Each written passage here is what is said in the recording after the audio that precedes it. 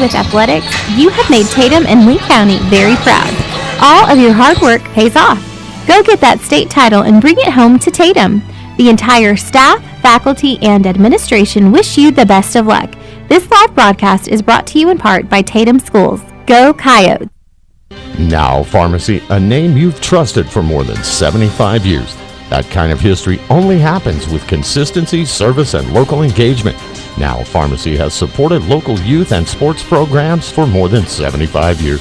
When you need a pharmacist, you can trust that Now Pharmacy will be there for your needs. Go by Now Pharmacy, located at 122 West Adams in Lovington today. Now Pharmacy, a proud supporter of the Tatum Coyotes. Remember, kid, there's heroes and there's legends. Heroes get remembered, but legends never die. Legendary Services would like everyone to recognize the Tatum Coyotes team and coaches for a season filled with hard work and dedication. Everyone at Legendary Services is extremely proud of each and every one of you. Best of luck in this game and shoot for a finish in a legendary way. Hey Tatum Coyotes, welcome back to competition from EJ's Pumping, your locally owned and locally trusted pumping service in Tatum. If you are in need of pumping services, call 575-369-6134 today. EJ's Pumping, longtime supporters of the town of Tatum and the Tatum Coyotes, as well as high school athletics and academics. Good luck, have fun, and be safe. From Eddie and Whitney, go Coyotes! And good evening, go Coyotes indeed. We are back on the World Wide Web. How you doing, everybody? Alan Scott here, along with my partner and sports guy extraordinaire, Patrick Alexander, who, is, I'm now in the presence of royalty. He got a big bump up in pay, and he's got an office now. And he was already the best dressed guy in the building, so I hate to see what he's going to look like here at the end of the month. Hey, that's why I got it, because I dress. You do dress for success. I'll hand you that one, Patrick. And thank you. I'm hoping that we have some success here tonight with both the Tatum girls and Tatum boys, as they are about to go into their district opener, I believe, for both of these teams. We're in Eunice, America, and we're courtside here, right at the midcourt stripe. The officials are getting loose, and the ladies are warming up right down here below us. And boys JV game just wrapped up, and it was a little bit of a one-sided affair, 72-39. Eunice takes that one, but we're expecting a good one. Both these teams and the boys too on the varsity level are hovering in the neighborhood, if not right at 500, but it's kind of a new season here when you start going into district, and we chatted a little bit, Patrick, about different opponents in different sports and how that might affect rivalries over the years, or maybe playing bigger schools than you might otherwise play if you were playing football tonight. And I don't know that I'm a big fan of that, but I know that they have good reasons for doing it. And out in the rural areas and in some districts and divisions, classes, you have less teams to work with. So that's one reason why it happens. And, you'd like to see the same teams in district as back in the day when I was playing for Lovington. We always played Portales. Tucumcari, I think, was in our district back then. And you develop those rivalries over the years. But one thing's for sure, it doesn't matter who you're playing. Once they blow the whistle and you got the shoes laces tightened, you're ready to go, and both these teams will be. They will. It really excites me to get these district games started. Alan, nothing that's happened to this point in the season even matters. If you go out and you take care of business in district, nothing that's happened before now matters. Right, that's true. And that's the exciting thing. Tatum was missing a couple of girls the last time we watched them, and I'm not sure if they're going to be out tonight, but you have playmakers all over the court, really, for Tatum, and we know you do for Eunice. Oh, yeah. Both teams sitting right at 500. I think Tatum is 6-6, and Eunice is 7-5. That should be a good one here, and really excited to see what comes out of it. And one thing that I know after covering Tatum now for 2 or 3 years running is that they have good athletes no matter what sport it's in. And even when they're getting blown out, they're still hustling out there. And I'm not saying they're going to get blown out tonight, but you can look for both these teams have put forth effort, and a lot of it. And they have been playing each other in basketball now for several seasons. So they're kind of used to coming to Eunice and Eunice going to Tatum. I've seen them come here and win buzzer beaters. I've seen them win by double digits, and I've seen them get blown out. Right, double digits. So, it's just the way it goes sometimes. So I look forward to seeing how this one is going to unfold, because the records are very similar. And if Tatum fires on all cylinders, I think they can hang with Eunice. And I was talking about the one feisty point guard, Denise Rangel, is a hustler, a scrapper. She's the one I remember from past seasons. And you had mentioned Isabella Guerra. You'd seen her play against Lovington. I did. I saw her play one time against Lovington. In Lovington, they didn't have her, and Lovington handled them pretty handily. But when they came into Eunice, she played, and she was incredible. And is she a force down low? Does it matter? Does she score from outside too? She'll take the ball anywhere she wants. She will set up down low. But she can score from anywhere on the court. You know, and what is important is, too, and I would say this about every basketball game, you may not shoot 100%, but sometimes in a close game, the boards are going to determine, possessions will determine it, especially if you can get offensive rebounds. I think that would be important for Tatum tonight, especially since they're on the road taking on Eunice, and they're going to have their home crowd advantage here tonight. But offensive rebounds in a close game can be a really big deal. This game's going to come down to turnovers, and whoever commits the least amount of turnovers will win this game. Yeah, and you also like free throw line rebounds. Sometimes you always expect the team that's shooting probably not going to get that rebound. You got inside position on them, but on the rare times that you do, that can turn a game too. It can, and you get an easy putback when you have that. You get the ball down low, so put it right back up and in. It's not a big deal. Yeah. But you do have to hustle, and those are hustle plays. They really are, because a bad bounce and the ball can end up anywhere on the court. True. But it looks like both teams have a full complement, and I'm looking around to see if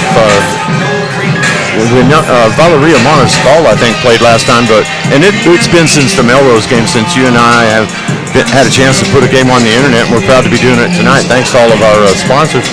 I want to say it was Jimenez, right? Last time that was Jimenez was out last. Yeah. So if Ciara Jimenez is playing tonight, we should ask and find out, but we'll know soon enough.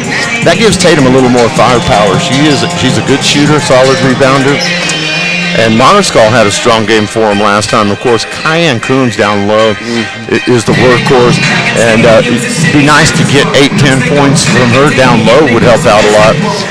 Kylie West is deadly when she's hot from just about anywhere on the floor. I'd like to see Kylie pull a few more and just take the shot. Take it. When you've got some space, you've got to take advantage of it and put those up. You can't wait for the perfect shot because you may never get that one. True. And, a lot of this comes from what I saw in volleyball. If she was in the lineup tonight, I have no reason to think that she wouldn't be. Villasenor, Villasenor is a hustler. She's got some length. And then Tatum will hit you with some little spark plugs, too, coming off the bench. Sydney Rice will come in and score for you. Aubrey Young, they're not necessarily the tallest out there, but they hustle and scrap and fight, and they'll come in and do you some good off the bench. So, good minutes, and especially when these games get scrappy. You want, if you're Tatum, you almost want this to be a scrappy game. You want to be able to fight this one out. Yeah. And I do see Jimenez out here, so that's a good sign. They are going to have their full complement tonight. Looks like, we see an 11, and that's what Villasenor wore when we called the Melrose game in Tatum, so I'm going with that. Tonight, number 11, that looks good. I think maybe Eunice may be a little bit more lengthy than Tatum. I think they've got a height advantage when you look at Garrett and then some of the other players down underneath the basket right now. So, and they also look like they can get them down the floor, Patrick. I'm thinking if you're Tatum, you might want to control the pace of this one, maybe not getting in too big a hurry, and try not to get down 6-8 points early in this ball game to where you're pushing it.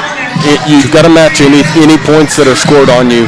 And for Eunice, I saw them go on a 14-0 run against Lovington, and it happens so fast because they do get up and down the court quick. And you know something like that, if it happens early in the game, it can dictate the rest of the game because 14 points is a lot to be down at any time in the game, but if it's 14-0, say, for example, somebody gets up double digits on you in the first quarter, it can really take a lot of wind out of your sails. And so normally I would not say, okay, let's just trade baskets with them, but in the first quarter, I'd be happy with that if I were on the road playing here at Eunice tonight and I'm in the Tatum Coyote ladies.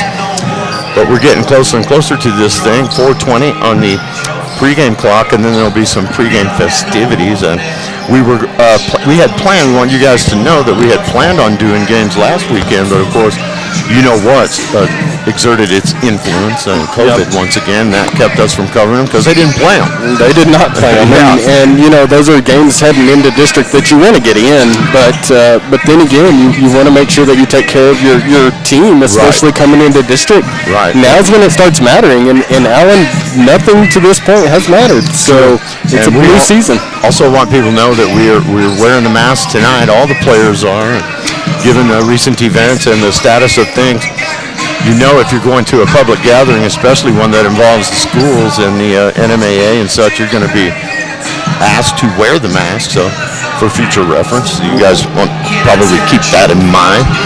And it really is always err on the side of caution there.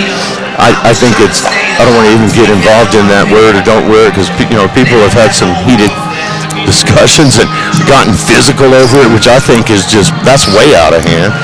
And then you have to respect the venue that you're in. At your house, do what you want, but if you're going to come out to a game, bring one with you because you're probably going to have to use it. That's right. And Alan, I'm the kind that if you're going to require it, I'll wear it. Yeah. And if not, then I'm not going. Sure. I don't think anybody really enjoys wearing the things. Right. But they have become a fashion statement, a little bit of a billboard in their own right, given the 2 years or so now that we've been under the influence of this thing. But a lovely afternoon and a nice night for basketball, and I'm really kind of glad this was not on Thursday because I think you've looked at the forecast for Thursday, man. 30s for highs, maybe some rain and snow. We could use the moisture, but it seems like we have to readjust to the cold every time we get a shot of cold air like the one this past weekend. That's why basketball, of course, is an indoor thing. That's right. Yeah.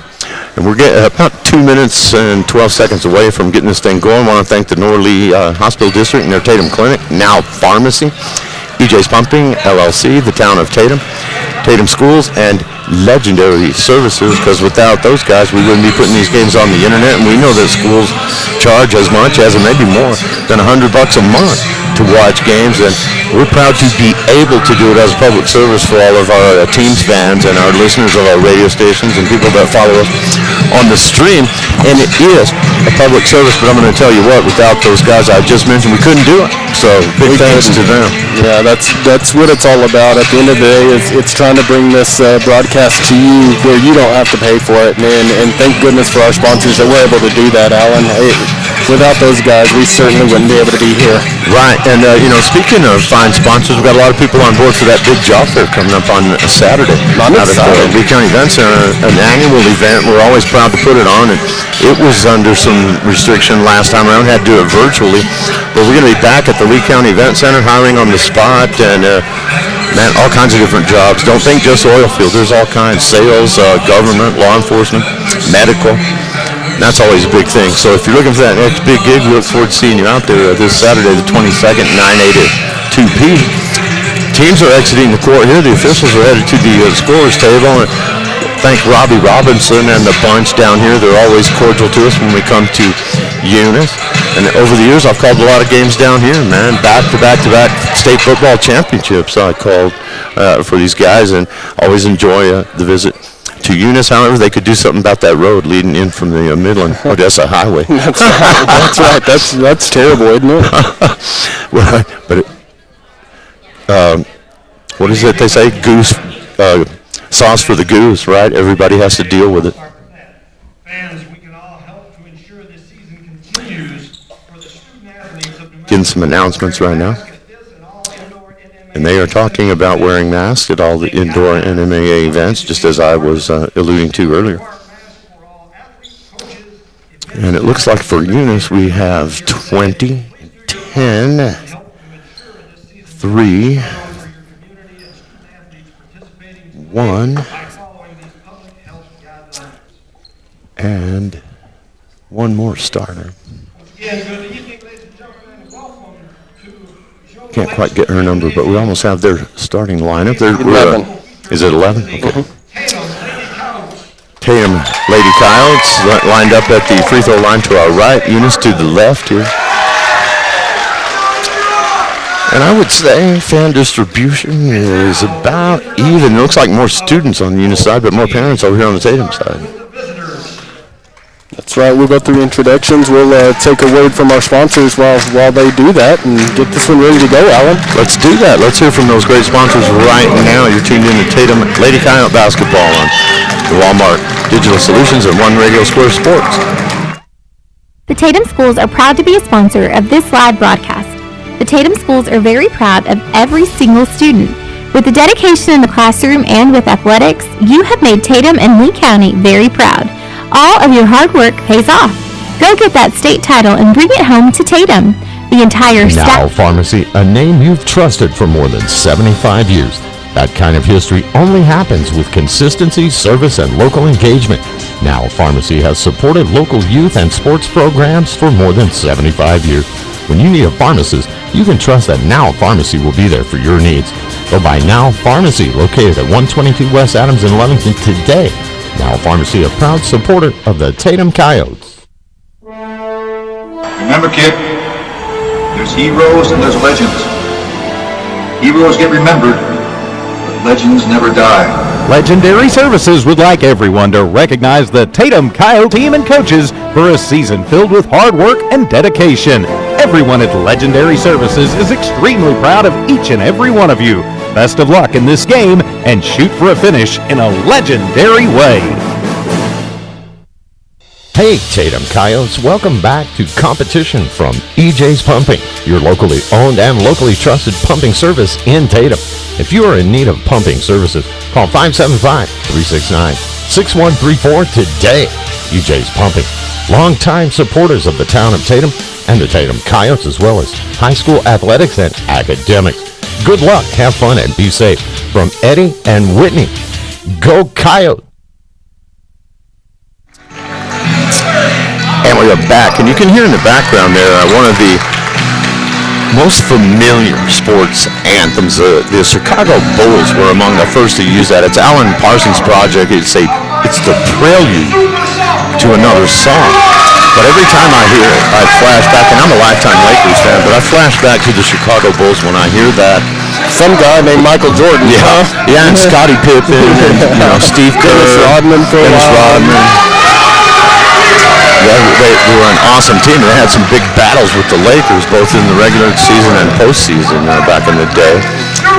But I have always loved that Alan Parsons prelude there. It makes a great sports anthem, and especially when you're playing at home as the Eunice Lady Coyotes are here tonight. They finish up the introductions there, and won't be long before we get this one underway. And we hope you enjoy it tonight wherever you are. The Walmart Digital Solutions, One Radio Square Sports, HobbsAmerica.com, and the Tatum tab to get to the YouTube channel. And Tatum always gives us good response. We like the numbers. We know people are taking advantage of the service, us bringing you guys these games, and we enjoy doing it. And Tatum, somebody without fail always goes out of their way to thank us just about each and every ball game. Don't forget the boys will play after this one is over with a brief intermission, and we're hoping to get a couple of wins here tonight and get off to a good start in the district season. We are, Alan, and you know, this is again the time of year that matters. Nothing to this point has mattered. It's all right now. And we do have Ciara Jimenez in number 15 in the lineup.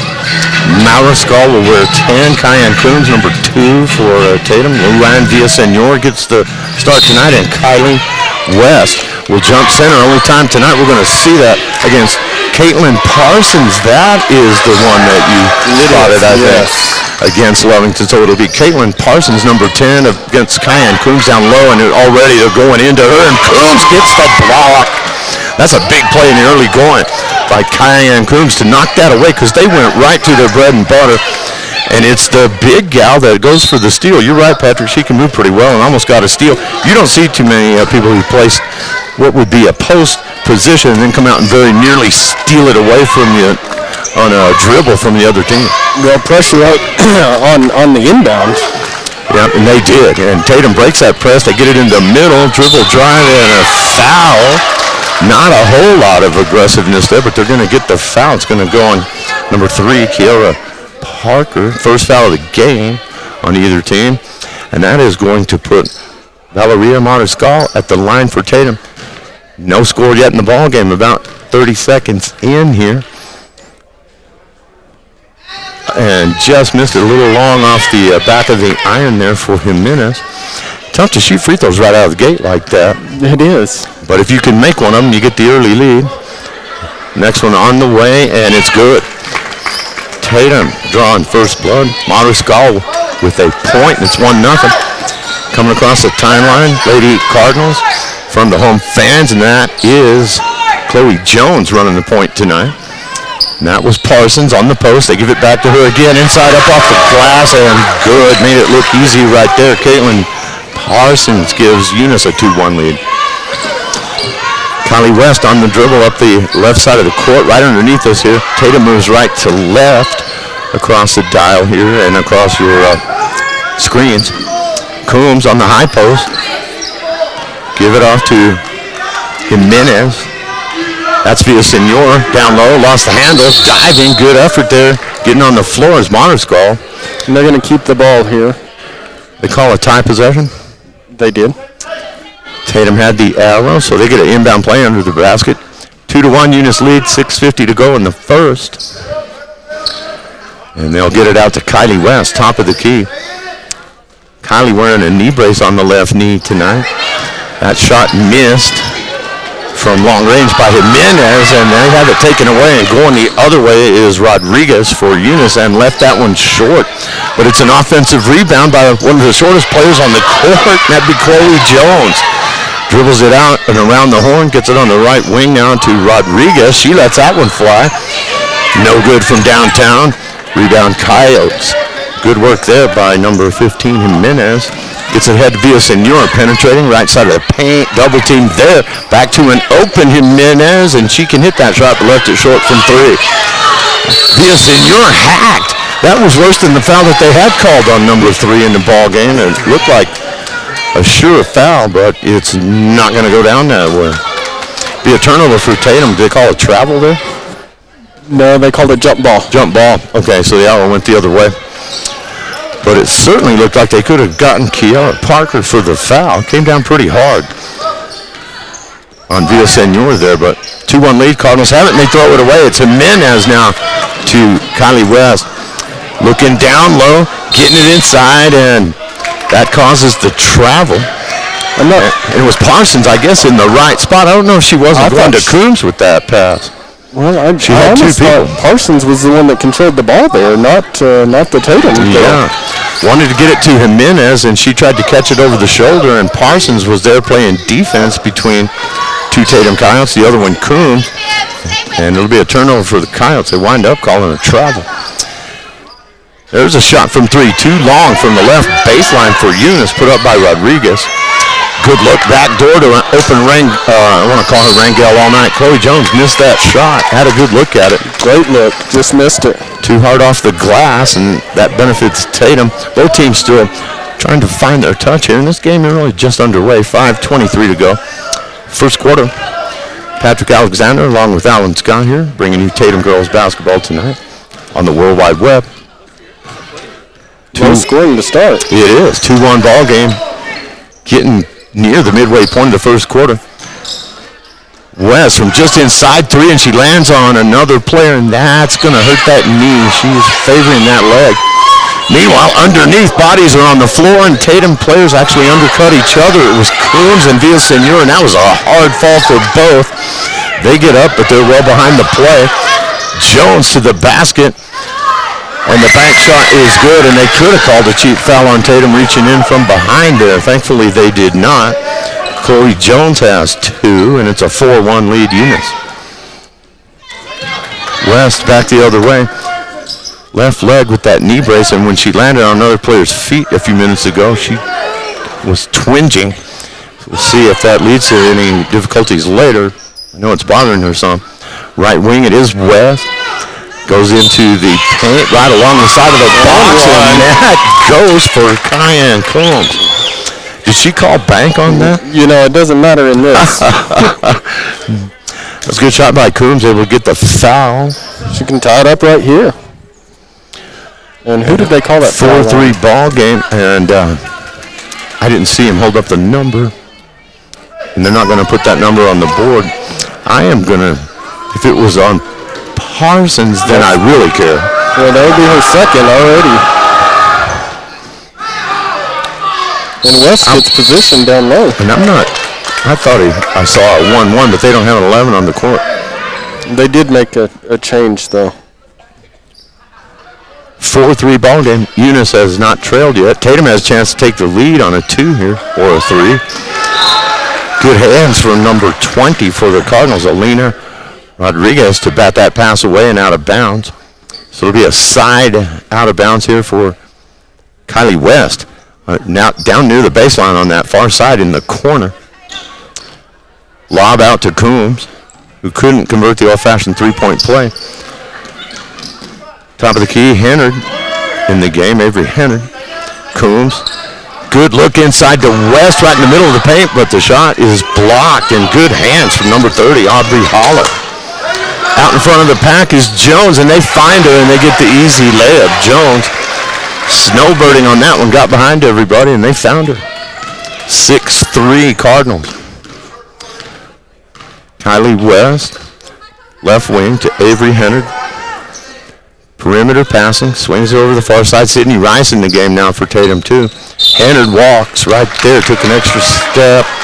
This is an important time in the game here for Tatum. I thought that was a big possession there, not to get a shot up because you're down 6-3. And as we talked in the pregame, Patrick, you don't want to go down 8 or 10 or more here in the first quarter if you can help it against Eunice, a good team that you're playing at home. 3:29 left in the first. Shot from the free throw line is an air ball off the hands of McKenna McBee. Tries to throw the ball up court, and it goes out of bounds off of Parsons. Parsons seems to be everywhere. She is, always. So we'll come across the timeline with the Coyotes in possession. Hennard on the left wing. Top of the key to Rice, inside to Combs. Backdoor pass is awesome, and she gets a heck of a shooter's roll. That's going to go for Valeria Mariscal. Give her 3 in the game. 6-5, Tatum down by 1. That was a heck of a pass. Great pass. Into the front court, Jones gives it off on the weave to McBee. Pass down low is a good one, but Parsons can't cash in this time. That was a great pass from Rodriguez. Dropped a dime on her. Now we get whistles underneath. And I believe that Parsons is the one that was fouled, but it's a non-shooting foul. They call it a jump ball. Oh, jump ball. Jump ball. Good defense there by Tatum. Inbound play. Parsons will throw it in. Top of the key. It comes to Holler. Penetration, Jones. Somebody better get a body on her. It's Jones coming right down the middle off the glass. And that's a tough shot from the front of the basket, but she gets it to go. The lead goes back to 3. Make it 5 now. They change the scoreboard. 10-5 Eunice. Biggest lead of the game so far. Pump, shot, up. Great move down low by number 10, Mariscal. And she's got 5. Leading scorer for Tatum. Jones leads Eunice with 6. And that is Rodriguez working against West, who gets a pick there set on her by Parsons. Ball goes out of bounds. Tatum last to touch it, so good hands there. But a pick set, and it was a good one up top. Freed her, was set by Parsons. Inbound play, deep in the corner. West guarding Alina Rodriguez. Way back outside now, and Parsons not looking when that pass is coming. She was talking to the ref. She didn't like what was going on. There's a lot of contact that she's had to endure tonight, and that pass, McKenna McBee thought, I'm going to go right to her, lob pass, but she never saw it coming. And it goes out of bounds to Tatum. And now they changed the score. Yeah, it's 8-7. I have 8-7 myself. So see what I got, 2-4. Yep, so do I. Villasenor on the left wing. Now swinging it all the way over to Rice on the far side. High post to West. Villasenor fakes the 3, takes the jumper just inside the circle. Can't hit it. The arc, I should say. Rebound to Cardinals. 1:30 to play in the first. Chloe Jones again, all the way down court, and somehow hammers it off the glass good, and she's fouled. Can't let her free. Man, that was a line drive, but it counts. It's going to go on Sydney Rice of Tatum, and the bucket is good. 10-7 now. Chloe Jones at the line. Trying for her 9th point and gets it. Nothing but net on the free throw. So it's Chloe Jones is lighting it up here in the first quarter. 11-7 Cardinals, minute 25 to play. Right wing, it is Hennard, Avery Hennard. Stops the dribble, goes inside, double teamed, and up and off the glass, no good, but a great effort by Montescall. They are doubling her with Parsons and help. Out ahead of the pack, almost a travel, but a steal for the Lady Coyotes. Unable to handle the down-court pass was Parker for the Cardinals. West, top of the key. Open look for three is good. West showing it over to Sydney Rice, and Sydney Rice buries one. 11-10. If she gets the deuce. Or was that a three? It was a three. And we got 38 seconds left here in the first quarter. That three-pointer narrows the margin to 1, 11-10 Cardinals. That three is no good from Rodriguez, and Tatum will have the ball, chance to take the lead. Oh, and the overthrow down court. Out ahead of everybody was Avery Hennard, and the pass just a little too tall. It goes out of bounds. Tatum had a chance to have the lead right there. They did. After trailing the whole quarter. Well, they took that 1-0 lead. Oh, they had a 1-0 lead on free throw, you're right. 11-10 score right now. Cardinals have it. 20 seconds to play in the first. Jones across the timeline, being guarded by Rice. Finds a teammate. Shot from three, no good, off the hands of McBee. Rebound Coyotes. Kylie West comes out of the whip. Ahead of the pack it goes. That's Rice. Drive, baseline right. Left that one short. Nice shot. It was a good selection. And somehow got her own rebound. And just gets hammered to the floor with an elbow there, and they're not going to call it as the quarter expires.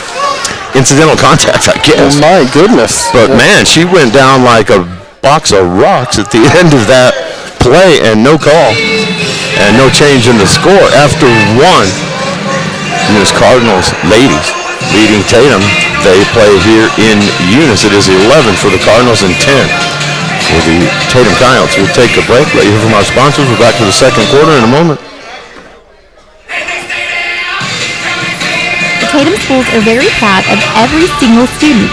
With the dedication in the classroom and with athletics, you have made Tatum and Lee County very proud. All of your hard work pays off. Go get that state title and bring it home to Tatum. The entire staff, faculty, and administration wish you the best of luck. This live broadcast is brought to you in part by Tatum Schools. Go Coyotes! Now Pharmacy, a name you've trusted for more than 75 years. That kind of history only happens with consistency, service, and local engagement. Now Pharmacy has supported local youth and sports programs for more than 75 years. When you need a pharmacist, you can trust that Now Pharmacy will be there for your needs. Go by Now Pharmacy, located at 122 West Adams in Leamington today. Now Pharmacy, a proud supporter of the Tatum Coyotes. And we are back. Patrick Alexander, myself, Alan Scott. Quarter number 2 about to get underway, and inbound at midcourt for Tatum, down by 1. 11-10. It'll be West on the right wing, into the middle to Hennard. Hennard dribbles, right wing again, just inside 3 to Villasenor. And she tries to go to West, and just yanking it out of there and taking off is Jones, and she's putting on a clinic. She sure is. She's having a great game, and really Tatum doesn't have an answer for her yet, but you got to stop ball first. You do, and when she yanks it out of there like that, someone's got to go down court with her. I mean, she just went down pretty much unmolested ahead of the pack and put that up and in. It's 13-10 on the strength of Jones. That pass is a bad pass. Too low for Villasenor, taken away by Eunice. McBee the other way, gets one up off the glass, doesn't draw iron. And they're letting them play. Jones gets knocked to the floor, and it's an out-of-bounds call. No foul. But there have been some hard hits. We're going to have a timeout. I'll tell you what, man. I would call a timeout, too, and maybe put some extra padding on some of these kids. My goodness, it's definitely turning into a football game. I'll tell you what. I didn't really expect that out of this girls' game. Right. I thought the football game could end up that way, or the boys' game could end up that way. What is this, powder puff football? Hey, whatever it is, it's 13-10, Eunice on top, and if you're Tatum, you really have kept this game close, right where you want to. You're within striking distance and make a couple of plays here, and then you take the lead. And you have to do that while you have them within your grasp, because They have broken the court open a couple times and gotten easy baskets, but Tatum still only down by one possession, 13-10. Second quarter just underway, 7:14 to play until the halftime break. Inbound play under the basket, taken away by Tatum. That's not a good pass from Parker for Eunice. There was nobody in the area she threw the ball to except Tatum Coyotes, and the Cards get back. They hustle back and break it up, knock it out of bounds, or they're going to give up two. So West will inbound now from the baseline here, left side of the basket. Got a mask violation. Down by 3. Mask violation? Yeah, it's not really a foul, but well, that's what he called. That's what he called. What, because it came down? Yes. Yeah, he stopped the play because Parsons' mask was lower nose. Just assume somebody knocked it away. Tatum still has the ball. They're going to inbound again here. West to trigger it. And the shot from 3 won't go for Avery Hennard.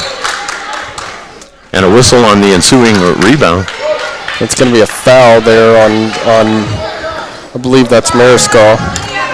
It is. That is her first, and you are correct. That is the 4th team foul on Tatum, I think, isn't it? It is. And well, I think. And well, yeah, 5 on the scoreboard anyway on Eunice. High post would be Parsons. Looking down low to the baseline to Parker, doesn't take a shot. Up top to McBee. McBee still on the dribble. Way back outside now. Finds Parker on the baseline. Coming around on the weave and tying it up. You walk. Good defense there by Kylie West. My goodness. Yeah, if she doesn't get 2 hands in there and get on that ball, man, that's not going to be a tight possession. But there was a lot of traffic coming around on that weave there, and they tried to hand it off, and West wasn't having it. Well, and he called a walk on Eunice, so possession error will stay. That's good. Sorry about the camera work. Well, you know, it's kind of dual possession, I guess. I don't know how he decided who walked, because both players had the ball, but the offense usually will take that one, and they did. Tatum missing a shot there in the paint. We'll go back the other way. Still 13-10. Tatum still very much in this thing. 6:05 to go before the half. Caitlin Parsons, top of the key, gives it off to McBee. Dribbles down the right side of the box. Back outside to Parker. Back to McBee. Driving on Villasenor and contact. And you're probably going to get Villasenor, but really the offensive player jumped into her. Yeah. But if you're not square, and she wasn't, the defense is usually going to get that foul called on them, even though the aggressor was the gal at the free throw line, McBee, right now. And the free throw's good. So McBee with her first point of the game, and she was getting pretty frustrated out here by the defense of Tatum. Makes it a 4-point game. And you know if your last name is McBee and you're from a coaching family, you're going to be able to shoot free throws, and she gets both of them. We're assuming that the McBees are related. Boys' coach's name is McBee for Eunice. Well, and the assistant girls' coach is also McBee. There you go. 15-10, the lead back to 5. That matches the biggest of the evening for Eunice. Offensive rebound, Villasenor slapped away by Caitlin Parsons to the Lady Coyotes. Tatum has not had a bucket in a while here. This would be a good time.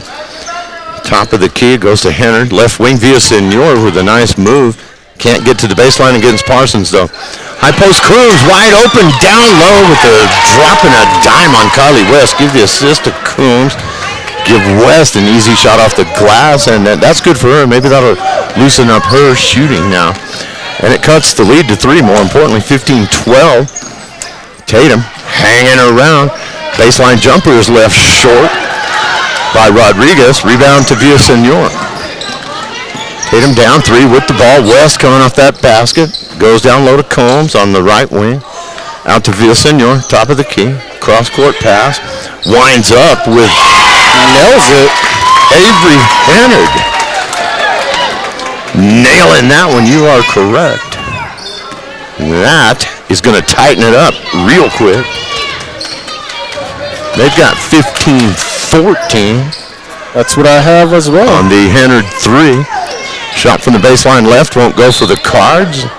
Out of bounds. Last touched by Tatum. By Eunice. Tatum. 15 ball underneath. Big shot from Avery Hendrick, her first bucket of the night. Cuts it to 1. Inbound play. They just lob it out to Chloe Jones. That's got to be the quickest matchup on the floor, is Jones being guarded by Sydney Rice for Tatum. On the dribble, Rodriguez tries to go down the left side of the paint. Nothing there. To Jones, and Jones will be fouled.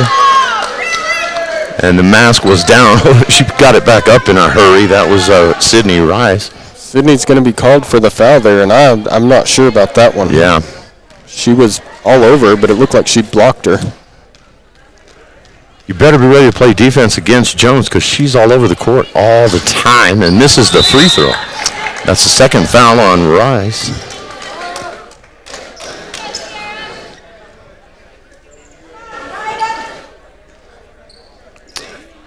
And that may not, those are team fouls right there, the smaller Four numbers. and three. Timeouts left is what you're there are looking at. timeouts left. Okay, I was going to ask you if that was timeouts. Made that one. So a good shot there. Jones in double figures now, leading all scorers, and the lead is 2 for Eunice. Tatum, though, has done well here halfway through the second to get to within 1. Bounce pass to Combs on the high post. Left wing now to West.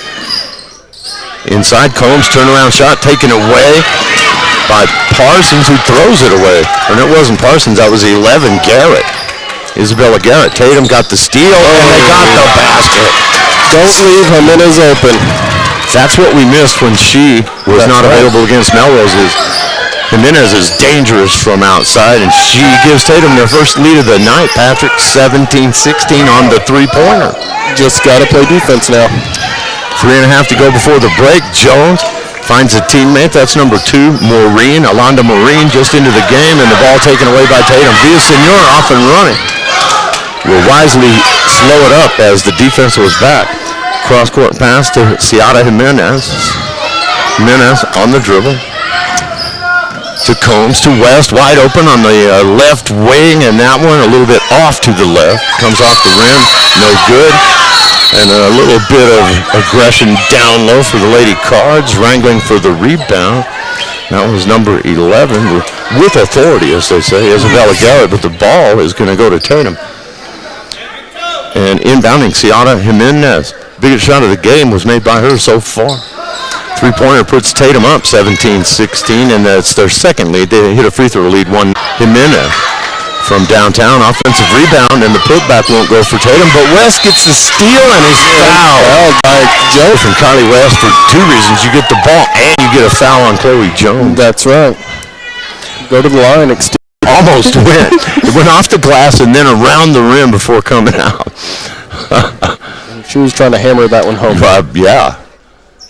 Next one rattles in for Kylie West. She's got 3. And Tatum leads 16 by 2. 18-16. 2:40 to go before intermission here. Patrick Alexander along with Alan Scott on the World Wide Web, and Tatum gets the steal, and out ahead of the pack is Jimenez. Pump fake travel. Got to jump stop that one. Good idea to use the pump fake, let the defense go flying by, but you got to maintain possession of the ball. You can't walk with it. Cards get it back, down by 2. High post to Caitlin Parsons against Combs. That's always going to be a big matchup tonight. And backdoor look is beautiful to Chloe Jones. Jones passes the ball off and then keeps going down. 14. I've got her unofficially with 14. They go inside to Combs with 2 minutes left in the second. Down low to Villasenor, who is fighting hard, get to score in the ball game though. Out of bounds off the Cardinals. You know, that's getting really close to being a foul down there though, because she was bodying her up. And we're tied at 18. Tatum has played well in the second quarter. There was a point where I was afraid they might let it get away from them, but they hung around. And they got that big 3 from Marscall to take the lead briefly, and now we're tied. So nothing decided as of yet with 1:48 to go in the quarter. Tatum's throwing it down wisely right here. Yeah, and use some time here. Might get the this shot and one more, maybe get the last shot. That one won't go from 3, though, from Mariscal, and will go the other way, or for Jimenez, I should say. And good ball movement by Eunice. They find the open player, and that's Alondra North with her first 2, and that gives the Cards a 2018 lead. 1:22 to go before half. Tatum down 2, top of the key. It's Avery Hunter, right wing via Senor. Bounce pass inside. Combs driving off the glass. Pretty. Beautiful right there. Tie it back up. Combs with her 4th point, and we're tied at 20. Minute to play in the half. Cards on the dribble. That is Rodriguez. Gives off to Parker. Parker, give and go, gets a shot up awkwardly from the baseline, and it won't go. Well short. Good defense, no foul called. West gets the loose ball. 40 seconds to play. Combs, top of the key, bounce pass to Jimenez. Villasenor, baseline, drive too far into the basket, but finds West. And that shot won't go. Rebound to the Cardinals. Off and running. Rodriguez down court. Looked like she threw an elbow. Shot won't go in. And it'll be Tatum's ball. 25 seconds left. Well, you just need a little room as I'm going to the basket that was a lot of room. Yeah. But it wasn't flagrant. Maybe just, a wing window coming open. No foul called. 20-20 with 20 seconds left. Tatum still with a shot at having the lead at half. There's the shot. There you go. And it's good from Avery Hannard. She's hit a 3 and now that 2, and that gives Tatum a lead, 22-20. Penetration, Rodriguez, baseline floater, somehow crawls up from underneath the rim, over and goes in, and that's it. Go to the break, tied. Man, pretty good game so far. The second quarter, in fact, was a really exciting back and forth. Tatum got their first lead, had a couple of leads, and very nearly went into the break leading, but it was Rodriguez who had the last word of the half. She hit a very nice baseline jumper and makes it 22-22. Well, just a great quarter there by Tatum, and really one you needed to have. Now this game's wide open still. It's back to square one, and all you need is to have the basket last, because this one's going back and forth. Yeah, and we're hoping they can keep pace here with Eunice. I think when they were down 6-3 and turned the ball over, Eunice had a shot at going up multiple possessions. I think their biggest lead was 6 in the first half. Tatum did the right thing. They hung in there and kept it under 10 points, which can seem bigger than it really is if you go down early by double digits. But Tatum hung in there, and they got some big shots at key moments, and none bigger than that 3 hit by Rice. No, it was Hennard, wasn't it? No, Rice.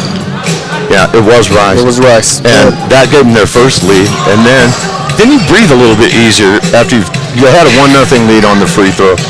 But up and down play, they didn't lead until late in the second quarter, and then it was back and forth to the finish line to get to the break. And as I like to say, nothing decided yet. 20-all.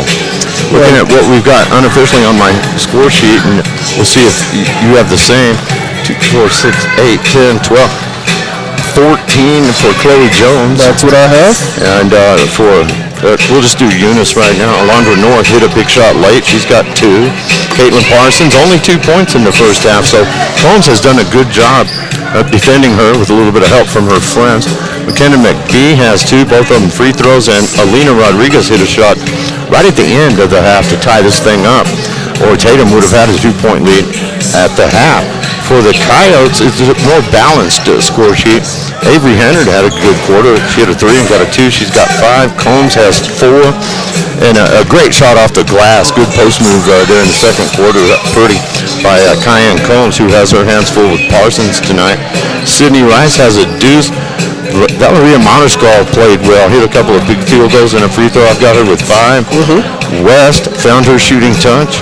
Got a field goal and a free throw. She's got 3. And Ciara Jimenez, who we were looking forward to having back in the lineup tonight, hit a nice 3-pointer as well. And she can be dangerous, if she gets hot in a ball game, she can hit them back to back to back to back. So she can. It is nice to have her back. And We have 5.5 left here at the intermission, so let's hear from our great sponsors, and let me remind you of all these fine folks. Do business with them. See them out and about. Tell them thanks for allowing us to bring you these games on the World Wide Web, because we couldn't do it without them. HomesAmerica.com, Tatum Sports YouTube channel. Norwood Lee Hospital District, Tatum Clinic, Now Pharmacy, EJ's Pumping, LLC, the town of Tatum, Meet Tatum Schools, and Legendary Services. Big thanks to them as we head to the break-in and let you hear from those sponsors right now. And we'll be back and talk maybe what we think the second half and how it's going to go and what the strategy might be in just a moment. This live broadcast. The Tatum schools are very proud of every single student. With the dedication in the classroom and with athletics, you have made Tatum and Lee County very proud. All of your hard work pays off. Go get that state title and bring it home to Tatum. The entire staff, faculty, and administration wish you the best of luck. This live broadcast is brought to you in part by Tatum Schools. Go Coyotes! Now Pharmacy, a name you've trusted for more than 75 years. That kind of history only happens with consistency, service, and local engagement. Now Pharmacy has supported local youth and sports programs for more than 75 years. When you need a pharmacist, you can trust that Now Pharmacy will be there for your needs. Go by Now Pharmacy, located at 122 West Adams in Leamington today. Now Pharmacy, a proud supporter of the Tatum Coyotes. Remember, kid, there's heroes and there's legends. Heroes get remembered, but legends never die. Legendary Services would like everyone to recognize the Tatum Coyotes team and coaches for a season filled with hard work and dedication. Everyone at Legendary Services is extremely proud of each and every one of you. Best of luck in this game and shoot for a finish in a legendary way. Hey Tatum Coyotes, welcome back to competition from EJ's Pumping, your locally owned and locally trusted pumping service in Tatum. Pumping services. Call 575-369-6134 today. EJ's Pumping. Longtime supporters of the town of Tatum and the Tatum Coyotes, as well as high school athletics and academic. Whitney, go Coyotes!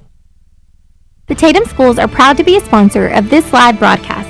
The Tatum schools are very proud of every single student. With the dedication in the classroom and with athletics, you have made Tatum and Lee County very proud. All of your hard Not just the girls, but we'll have the boys after this. Yeah, you got a little preview of that going on right now as we get a look at the girls, and we had the pleasure of being in Tatum to do that one, and that one kind of wound up being a runaway for the Buffaloes, but Tatum has had some good days and some bad days since then, and they're right around 500 too, just like the girls, who had a really good first half, tied here at 22. And some familiar guys. I want to thank Abraham Duran and David Mendoza for dropping by and visiting with us before the game. That was kind of nice. Great kids. Chat with those guys up close and personal, and we're pulling for them. We hope they both have huge games tonight, and we'd like to see Mason Brown get into double digits and do something big tonight. And Leo Gonzalez, he can hurt you from downtown. Ranley Kruger, we're hoping for a big effort from him inside on the boards tonight. And you got Taylor Garner. I mean, hey, he's an all-around athlete. You can't go wrong. Also, too, hovering in the neighborhood of 500. But they, in the fact that they may be a little above, but man, I'll tell you, I've covered enough Eunice sports to know that they're going to come out here and go hard. And boys basketball between Eunice and Tatum is even harder fought than the girls, and we've had a lot of bodies hit the floor in this first half, Patrick. We have, but the key for Tatum is to really control the ball, take your time, get the shot you want, and put it up. And they've gotten a lot of offensive rebounds, and you talked about that before the game, about how important those offensive rebounds are, and they've proven that in this game. Yeah, they have, and also too, when we didn't have a complete complement of players. A lot of teams have gone through that, depending on protocol or illnesses happen and injuries. But I'll tell you, when Tatum has all of its bullets in the chamber, they can beat just about anybody in both boys and girls basketball. And I was impressed with the way they hung in with this one, because they could have let it get away from them there in the first half. But the second quarter really was more strongly played by Tatum than Eunice, I think. It was. Well, they outscored them 12-11. It was a 1-point game at the end of the first quarter. Yeah. So we'll get this one started. I'll be on your car. I want to be my color now. Yeah, man, Patrick, go for it, man. We're looking forward to a great second half here, and don't forget the boys will follow after a brief intermission. Eunice will take the ball. And Chloe Jones comes out with it. And she gives it to the high post to Parsons. Looking for somewhere to go, spinning in circles. Good defense there by Coombs. And ball's played up high, down to Parsons. She turns and shoots, and Kylie West with the rebound. West gives it out to Jimenez. Jimenez brings the ball up court. Passes it out. That's going to be to Mariscal. Pass to West on the move and taken away down low. Taken on the right wing. Sends it down towards the corner. Down to Coombs. And they're going to call a foul there on Parsons. And that looked all ball to me. But Villasenor is going to go to the line. So that's going to be Parsons, I believe, second foul.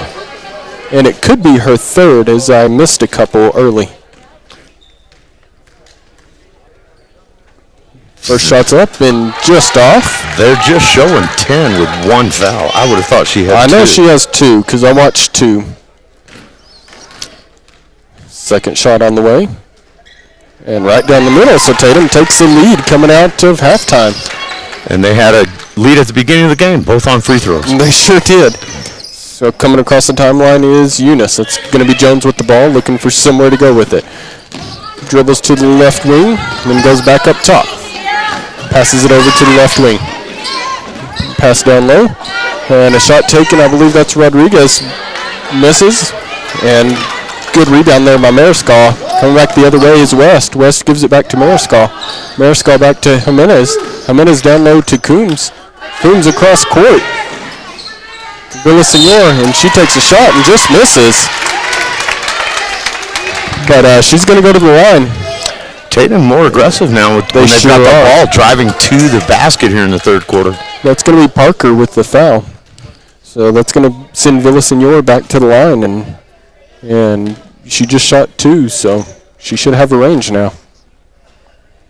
First one's up and right in. They've got Parker officially with 3 fouls. So the first one's up, 24-22. Tatum with the lead. Second one on the way. It's up and right down the middle. She's got her range right now. So Villasenor's points from the stripe. That's right. All the points in this quarter are from the stripe. Chloe Jones crosses the timeline. Spins around. Tries to take it down the lane. She kicks the ball a couple of times, but picks it up and passes out. Coming around the top. And then they pass away and just over the head of Rodriguez. So it's going to be a turnover, Tatum ball. 25-22. Tatum just slow it down and keep control of the ball here. Jimenez is going to bring it up for Tatum. Crosses the timeline. Passes it out to Mariscal. Back to Jimenez. Jimenez over to West. West down to Villasenor. Villasenor makes a girl miss. Takes it towards the lane and gets fouled on the way in. And they call a foul on Coombs for an elbow. Offensive. Wow. I saw some elbows thrown by Eunice that weren't called like that in the first half. That's going to be a tough call to make. But nonetheless, it's Eunice ball coming the other way. Jones crosses the timeline.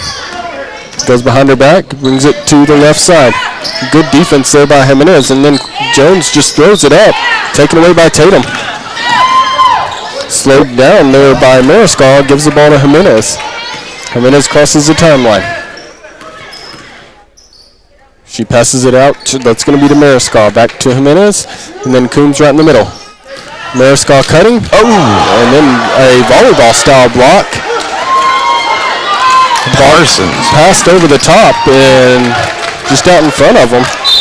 Man, that was a two-fisted rejection. You know, I don't like that her hands bent over.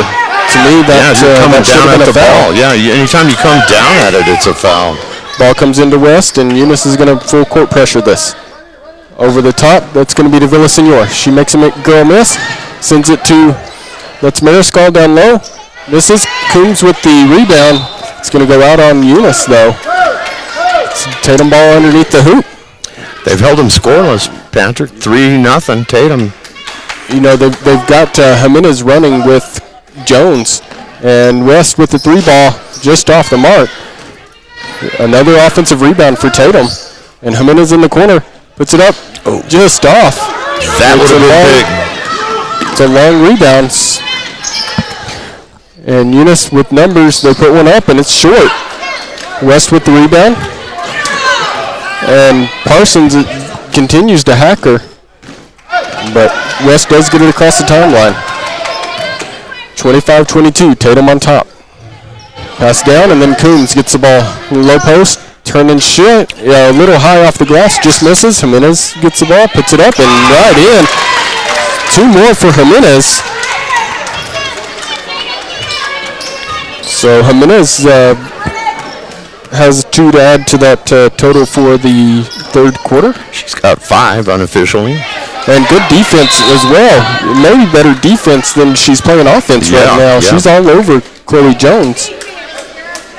Tatum enjoying a nice lead here now, up 5. And that's the first foul I have for Jimenez. First I have too. So 27-22, Tatum on top. It's going to be Eunice's ball right in front of us. And the first foul on Tatum in the half. Ball comes into Jones. Hennard is on her. She goes in, and Coombs actually rejects her, but they're going to call a foul there. They're going to call Coombs with the foul? They are. Wow. That's two calls here in the third quarter. One for Eunice and one against Tatum, where blocked shots with really no apparent body contact were called fouls. That one looked pretty clean to me. It's going to send Jones to the line, though.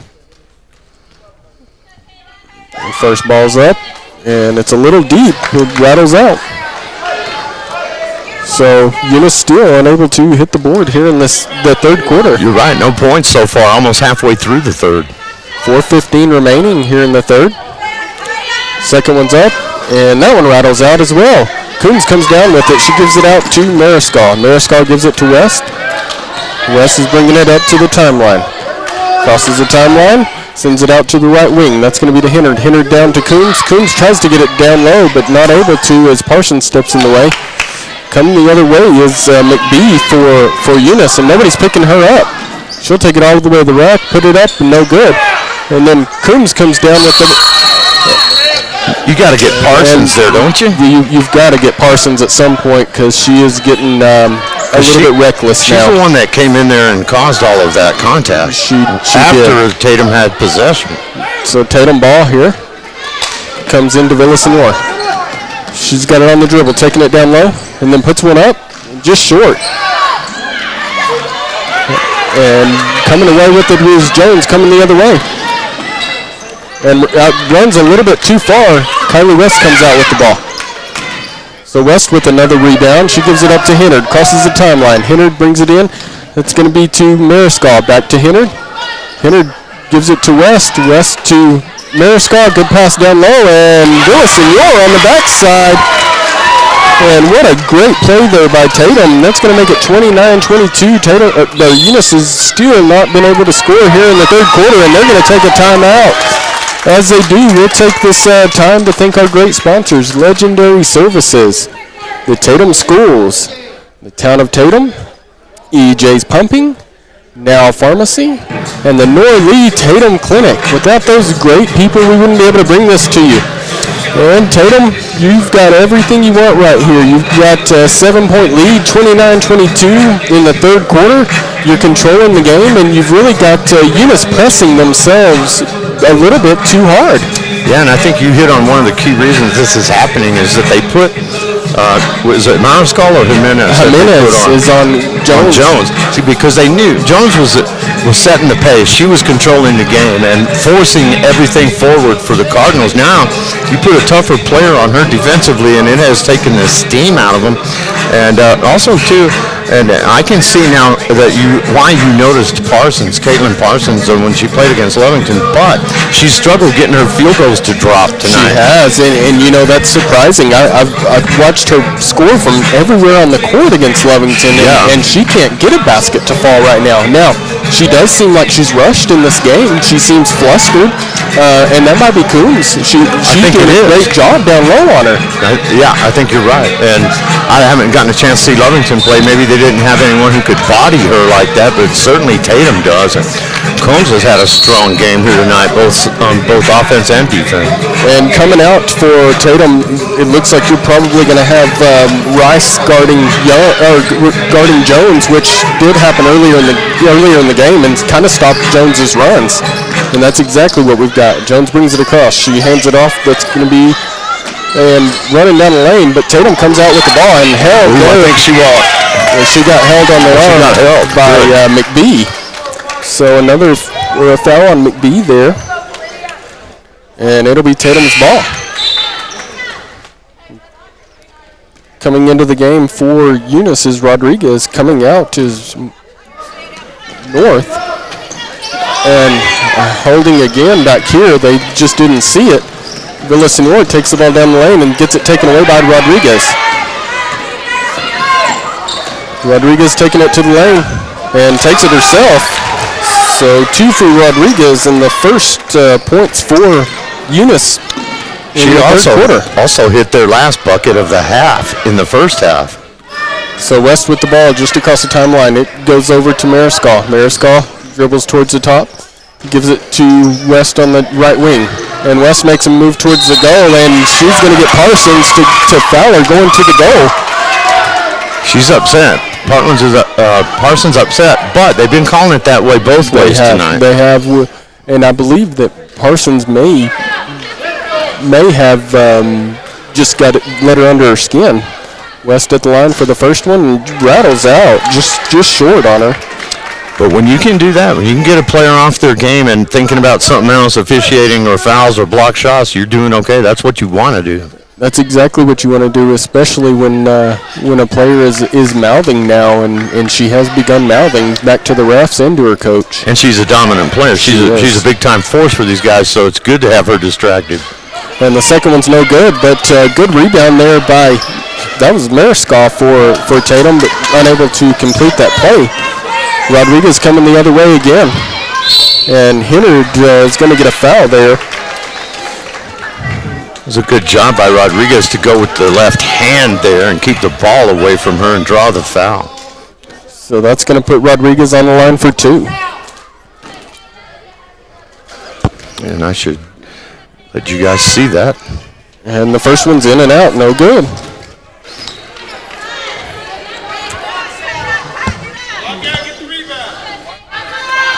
So Rodriguez with the second one up, and it's short. And Tatum gets the rebound and taken away by Parsons underneath. And one. They got Mariscal. That's the play Parsons has been looking for. Gets the arm and the hoop. And we'll go to the line. That cuts the lead now down to 3, and she could get it down to 2 with a make here. If you're Tatum, you just got to settle down here. So Parsons at the line. She puts it up, and off the back iron. Good job blocking out by Villasenor. Gives it up to Hennard. She takes it into the lane, tries to put one up, and it's blocked. Comes back out to West, though, and just misses. And Eunice comes out with it. It looked like Chloe's foot was on the inline there when she got it. But they pass it down low, and scoring that one's going to be number 11. That's Garrett. That's her first bucket. So 29-28. And we talked about the runs by Eunice, and they will make runs. And good pass there, and just getting held all over the place is Hennard. That's going to be on McBee. Her second personal, and she has been holding whoever she's guarding the whole game. 15 foul. West's going to throw the ball in. She throws it in. Shot up, and nothing but net there for Rice. So 31-28, coming the other way is Eunice. Jones at the top of the key. Brings it to the left wing. Looking for somewhere to go with it. She takes it herself, and there's going to be a foul on the floor by West. And the officials have gotten warmed up this quarter. They because sure have. A lot more fouls called. We get some bonus free throws, it looks like, before this game's over. And that's West's first foul that I have. So Eunice is going to throw the ball in under the basket. Ball comes into Jones. Jones back out to Rodriguez. Rodriguez popping shot and a three. Wow. Rodriguez heating up. Tatum having a hard time getting it across. And throws it away. Parsons gives it to, and they're going to call Henry for a foul on a three ball. That's just bad news right there. It is in a tied game. Yeah, that lead shrunk for Tatum. It sure did really fast. And a lot of that was due to fouls and free throws. You can't give free buckets up. Well, she misses her first one. She's got 2 more remaining. That's the 6th foul on Tatum, 5 on Eunice.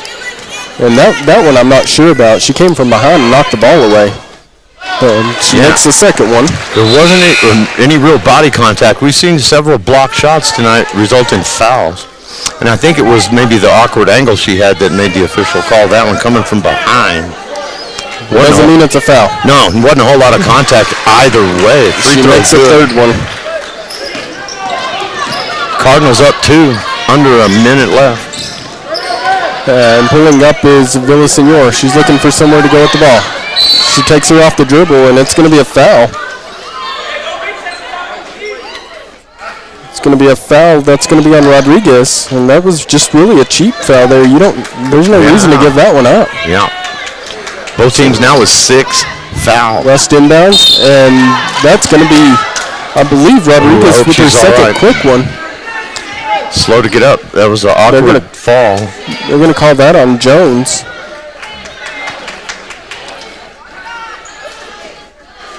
And she did come down awkward. A lot of times you can hit that sharp point on a hip when you do that.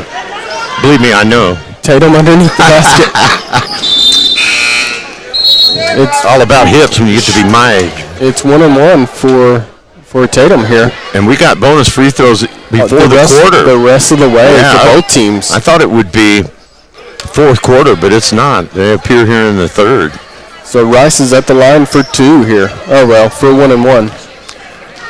Tatum down 2, but they led most of the time here in the third quarter. And we had to get a necklace taken off by, that's going to be by Haller.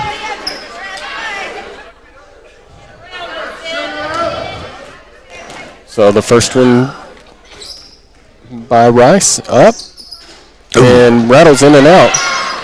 Offensive rebound. Comes out to Hennard. Hennard puts one up, way deep. Comes to West. West passes it in. That's going to go to Rice, and then off of Eunice out of bounds. It looks like she was trying to get Villasenor cutting towards the basket, and Rice just got in the way of it. Good rebound by Mariscal on the missed free throw. Ball comes in to Rice. Rice pulls it back out, gives it to West in the corner. West coming across the frame. Up top to Villasenor, steps up to the free throw line, puts one up, and she gets fouled on the shot. And we'll see who that one's on. She definitely got knocked off. It's going to be on McBee. That's going to be her third personal. Wow. That's what I have. 14th foul of the quarter. So Villasenor at the line. Puts it up. First one short. Leading scorer in the quarter. She's made 3 free throws. Missed that one. Her second one on the way. And that one's good. Bounces off the front of the iron and then falls in. She has a little side spin on that free throw. Eunice comes across the timeline. Rodriguez left-handed, puts it up, big 3, and misses everything. And Hennard comes with the ball. She gives it to West. West working on Parsons.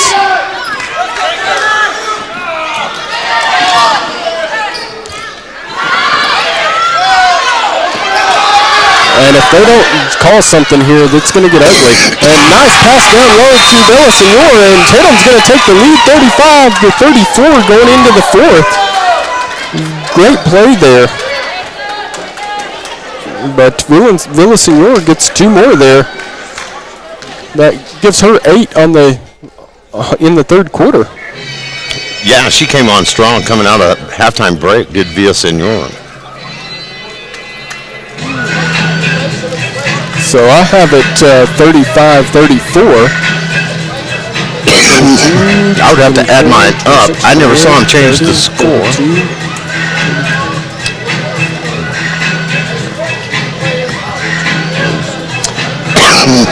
But we got a good one here. We got a great game going here, and they on the scoreboard they're showing 33-34.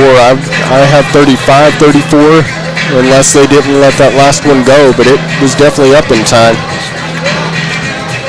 I got 33 for Tatum. I may have missed a free throw. Did you miss that last bucket? That was, who hit that? Villasenor. 2, 4, 6, 8, 9 she's got there. Villasenor. 2, 4, 6, 8. I've got her 8. 8. How many free throws you have for her? I have her 4 free throws. 4 free throws. And 2 field goals? Correct. Then I did get that last shot. Okay. 33-34, 1 point lead. Yeah, it's turned out to be a good one. That third quarter was, Tatum came out being the aggressor, and then more fouls called than any other quarter tonight. By far. 15 of them. And so be some bonus shooting down the way. Just got to be smart here, no fouls. Jones crosses the timeline, takes it into the lane, and there's a foul right there. I mean, we're 5 seconds in now. We've got a Rice. whistle. These guys have gotten whistle happy. So Rice with her third personal. Considering all the bodies hitting the floor in the first half without whistles, it's something totally the opposite end here in the second half. It is. It's going to send Jones to the line for 2. Jones didn't score in the third quarter. So the first one's up, and she misses. And rebound by Eunice, though, comes back to Jones, and then she gives it up. And a high shot, and it goes over the top, and West comes down with it. Taken away there, and then taken back away. Shot up again, and coming out with it is Rice, and Eunice going to be called for a foul there, number 2.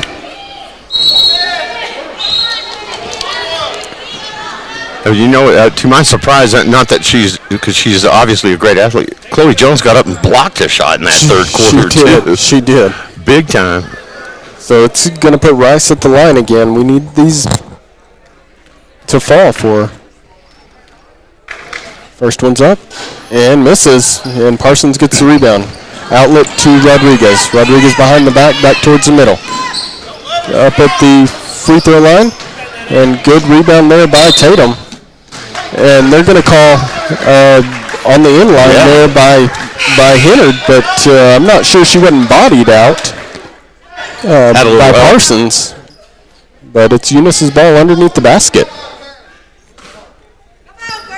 And Parsons comes straight forward. They throw it out. And ball comes up top to Jones. Jones with a little floater in the lane. Misses. And they're going to call West, who had all ball there. She's showing it. Luckily, she's able to restrain herself, but you could just see the look on her face like, what? Well, she was all ball, but she didn't have anything on Parsons there.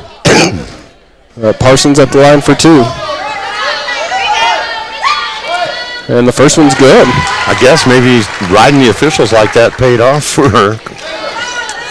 They got tired of hearing it, so now they're calling fouls. There you go. There you go. That's one way. So the second one on the way. And it is good, but it should be a violation over there. But then they don't see that. Were they in the lane? Yes. She double clutched it, so. That threw everybody's timing off. It did. So 36-33 is what I have. And West with the ball in the middle. She gives it out to Rice, over to Hennard. Hennard comes back up top to Rice. Rice takes it down the lane, tries to pass it around the girl, and not able to. And then a kick ball, and it's going to be Tatum's ball. And hard out of bounds was Parsons there by the scorer's table. She's okay. And West is going to throw the ball in. She throws it in to Rice, comes right back to West. And Eunice is in a zone now. Crosses the floor over to Hennard. Hennard up top to West. West gets hit as she shoots. That's got to be a foul. But they don't call one. Good rebound there by Villasenor, who's getting bodied all the way down the lane. Goes up top to Hennard. Hennard over to Rice. Rice back to Hennard. Hennard high post to West. Cutting on the backside is Rice. And they're going to get a body on the Parsons there. It's probably a non-shooting foul, though. Well, it's bonus. So it's bonus, yeah. So it will be, and that's going to be her fourth. You know why they didn't call a foul on that other block shot? There was contact. If there's no contact, then there you go.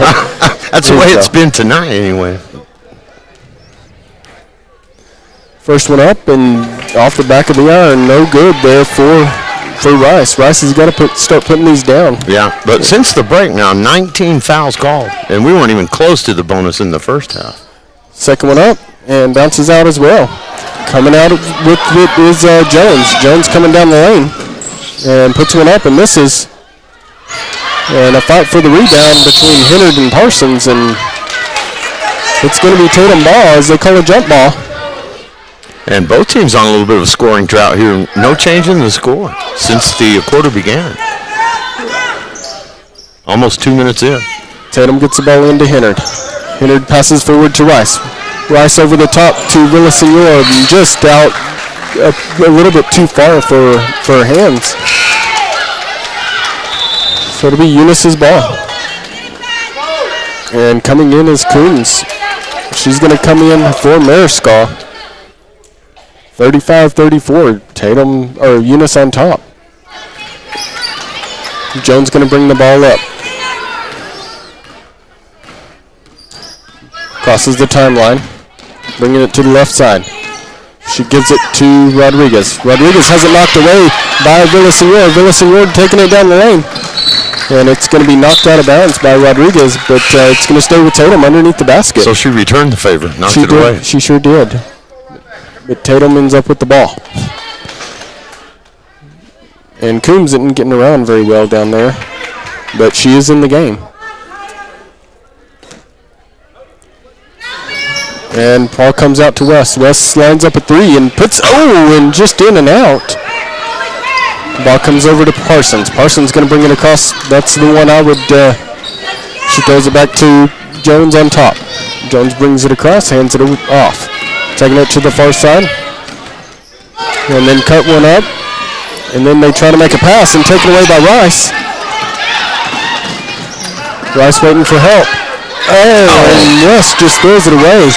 Right idea, just throw it behind her. Well, you don't have to be that hard right there. This is a game of finesse right here. Villasenor had an easy deuce there if that pass was on target. That's right. She was wide open on the left side. Ball comes into Jones.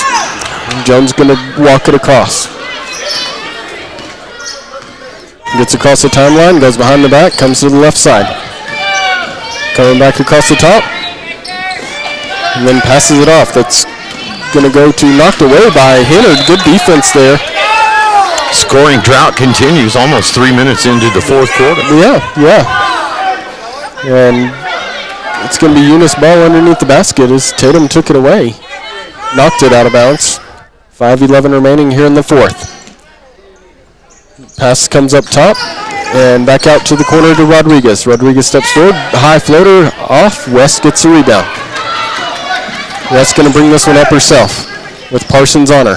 And if I were West, I'd take her straight to the basket. And she takes her to the lane and puts one up. And Coombs comes up with the ball, passes it out to Rice. Rice sets her shot, puts it up, no good. And Parsons gets the rebound. Comes out to Jones. Jones crosses the timeline and passes it across to Rodriguez. And shot up and good. And Rodriguez, you cannot leave open. That's a three. So Rodriguez with three more there. Tatum goes to the lane and misses. Coming back the other way is Eunice. They throw it forward to Jones. It comes off Jones to Morin. And they're going to call Hennard for a block foul. And that'll be her third personal. Wow. I can see a lot of fouls that I would call before that one. Yeah. and should have called. But that 3, being the only bucket scored, was a huge shot because it took the 1-point game now and makes it a 4-point. Yeah. That's right. It's 38-34 here. And when you're thinking one basket has been scored, that's a big lead. It is a big lead. And a chance to put 2 more up here. First one up, off the backboard, and good. The bank is open. Nobody plans to bank a free throw, but that one goes in. And it was smooth. It was smooth. And coming in as Jimenez with Mariscal, coming out as Coombs. But when you're banking a free throw in, unless that's the way you do it, and I don't know of anybody that does, you really shot the ball way long and it went in. That's right. Well, but it was lined up. Well, we got a timeout here, and you missed it so bad you made it. That's what. That's listen. Sometimes it's as good to be lucky as it is good. That is true. And we'll certainly take the luck if you're Tatum right now. 39-34. Getting late in the fourth quarter. Yeah, and if they were up and down the floor trading shots and you had 2-3 hot players out there, I wouldn't be making such a big deal out of it. But 5 points now, the way this second half has gone, that's a large lead. It could be, it can be, but still 2 possessions. Still got 2 possession game. It is at this point, but you did put Jimenez back in the game here for Tatum. So between her and West, you can put a couple of threes down pretty quick. Yeah, and the thing is that Eunice cashes in on these free throws, then you really got to go down and score if you're Tatum. And the second one's off. So West with the rebound. She gives it to Hennard. West comes out to Jimenez. Jimenez up top to Hennard. Good movement down there by Mariscal. Hennard with the ball, brings it back out, gives it to Jimenez. Jimenez gives it down low to West. West and one, but she misses the layup. But she did get hacked on the way. Yeah, Alondra North made sure. If I'm going to foul you, I'm going to make sure it doesn't go in. Or Morin, I should say. It looked like North for a second. Okay. It's Morin. And that's her second personal. At the line for 2 is West. The first one up, in and out. Bad break there. And they're going to have to get some of these falling. You need these untimed points. Sure do. 3:56 remaining, down 5. West second one up, and no good. Coming out is Jones. Jones crosses the timeline. She passes it down low, and taken away there by pass deep to Villasenor. Villasenor trying to make somebody miss. Gives it to Hennard. Don't foul, the Eunice coach is saying. And there's going to be a jump ball there is Jones and Villasenor. And Jones came out on the bottom of that one. Jones getting up a little gimpy, but she's not going to show it. But I'll tell you what, that's 2 forces of will right there. You get Jones and Villasenor connected like that. Because neither one of them is going to give in. They're not. 3:30 remaining, 5-point game. And Tatum threw the ball in, but it was Eunice's ball. Jones gets it.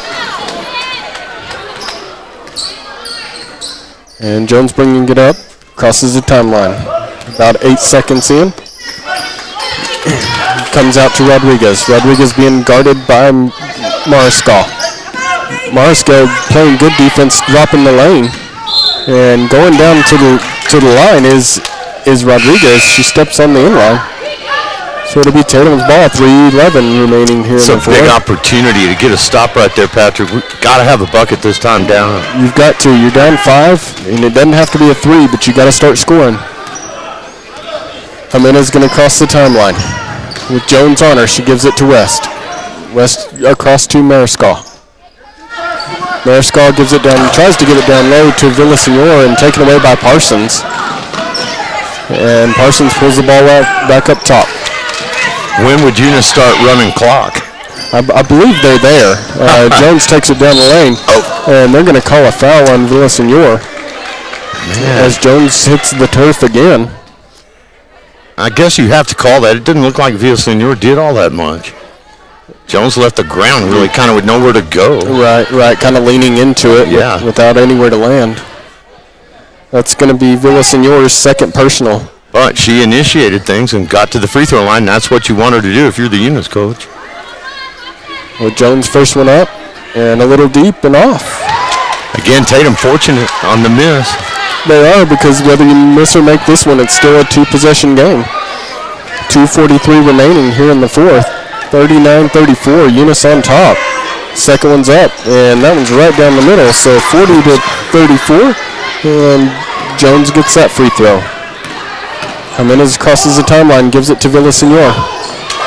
And taken away there, good heads-up play by McBee. McBee takes it across the timeline, passes back to Jones, and a jump ball, great play there by Mariscal. It's going to be Tatum's ball. That's a huge play. That's effort right there. That is an effort play. Hitting the deck. She knows it's crunch time now, and you turned the ball over last time down, didn't score. That was a huge, huge play to give Tatum a chance anyway. And Tatum's going to take a timeout here. And while they do, we'll hear from our great sponsors. It's a full timeout, so we'll be back in 1 minute. The Tatum Schools are proud to be a sponsor of this live broadcast. The Tatum Schools are very proud of every single student. With the dedication in the classroom and with athletics, you have made Tatum and Lee County very proud. All of your hard work pays off. Go get that state title and bring it home to Tatum. The entire staff, faculty, and administration wish you the best of luck.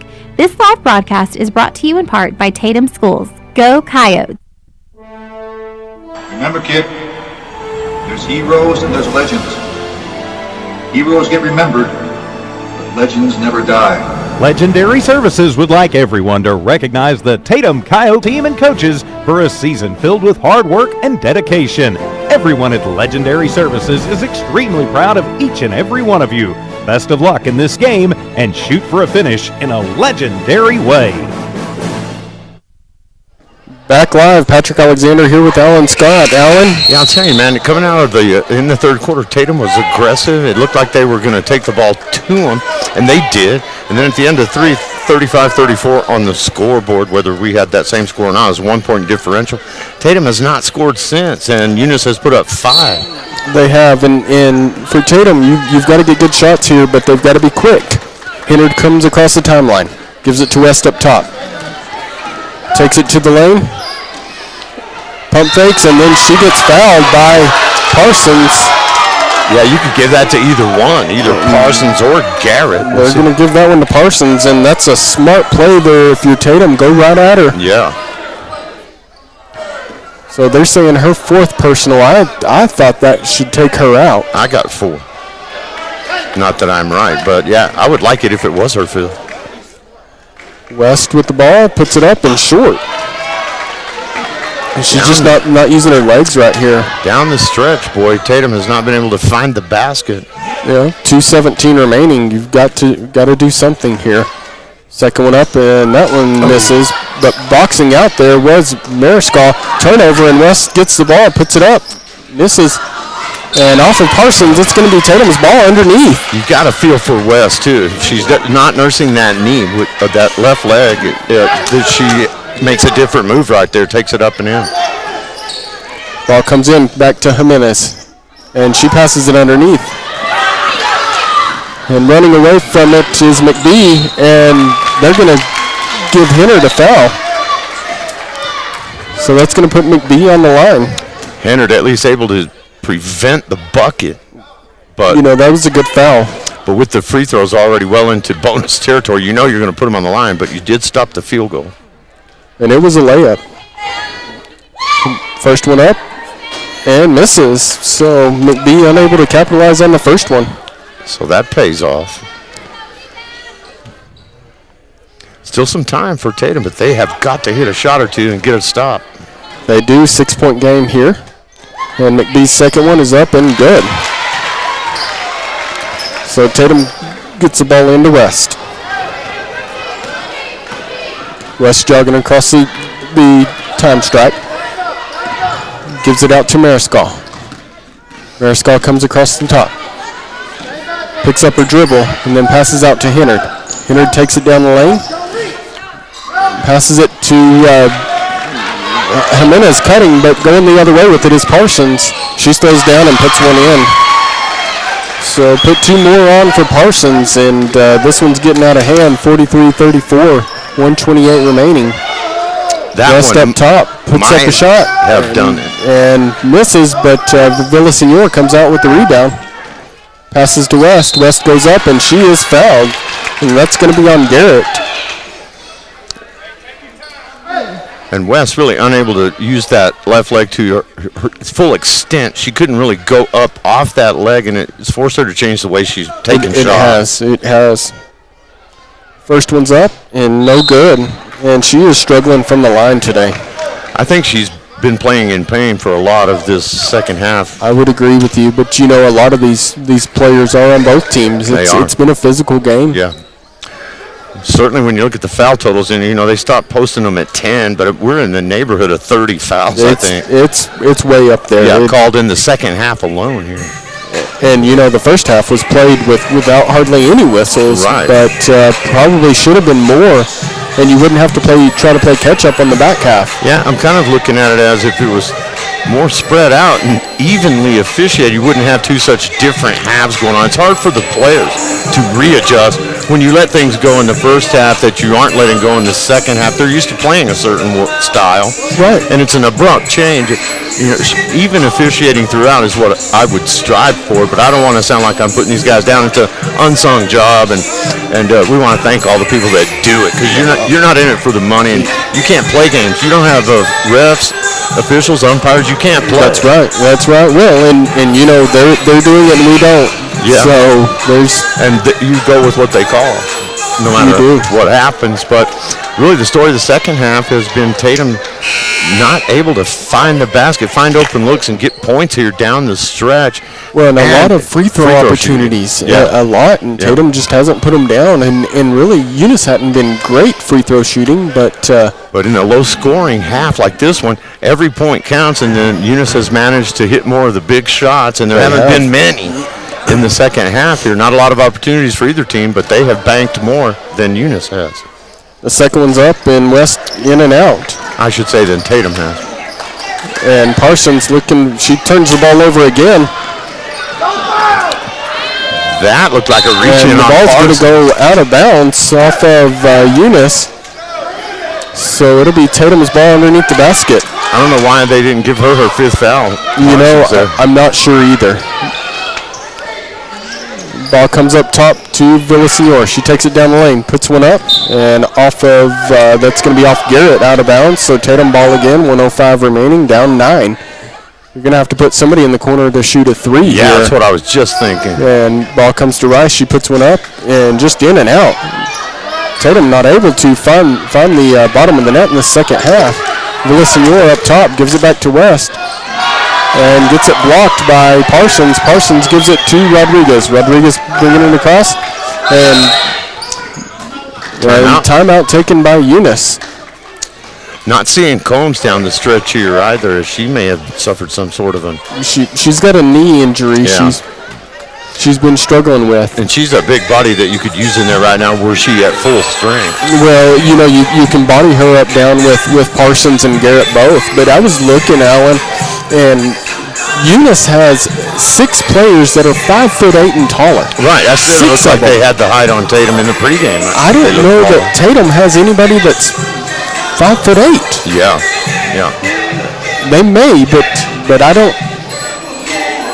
I'm not sure. And you know, man, it was a tale of 2 quarters here in the second half. Tatum came out great guns in the third and held Eunice scoreless. And then they returned the favor down the stretch here and held Tatum scoreless. Well, they did, and thrown away by Eunice. And ball comes to Villasenor, back to Rice. Rice goes for it, and Jones is going to undercut her, which means that she's going to get a foul. And send Villasenor to the line, and that's she's really the one you want at the line right now. Oh, sorry, that's going to be Rice. Rice is on the line, and I don't see that Rice has made a free throw today. I got her for 2 field goals. And a 3-pointer. First one's up and rattles in and out. No good. That's where I was off a point. She did hit a 3. Down the stretch, though, Tatum unable to get the ball in the basket. They're going to think about that.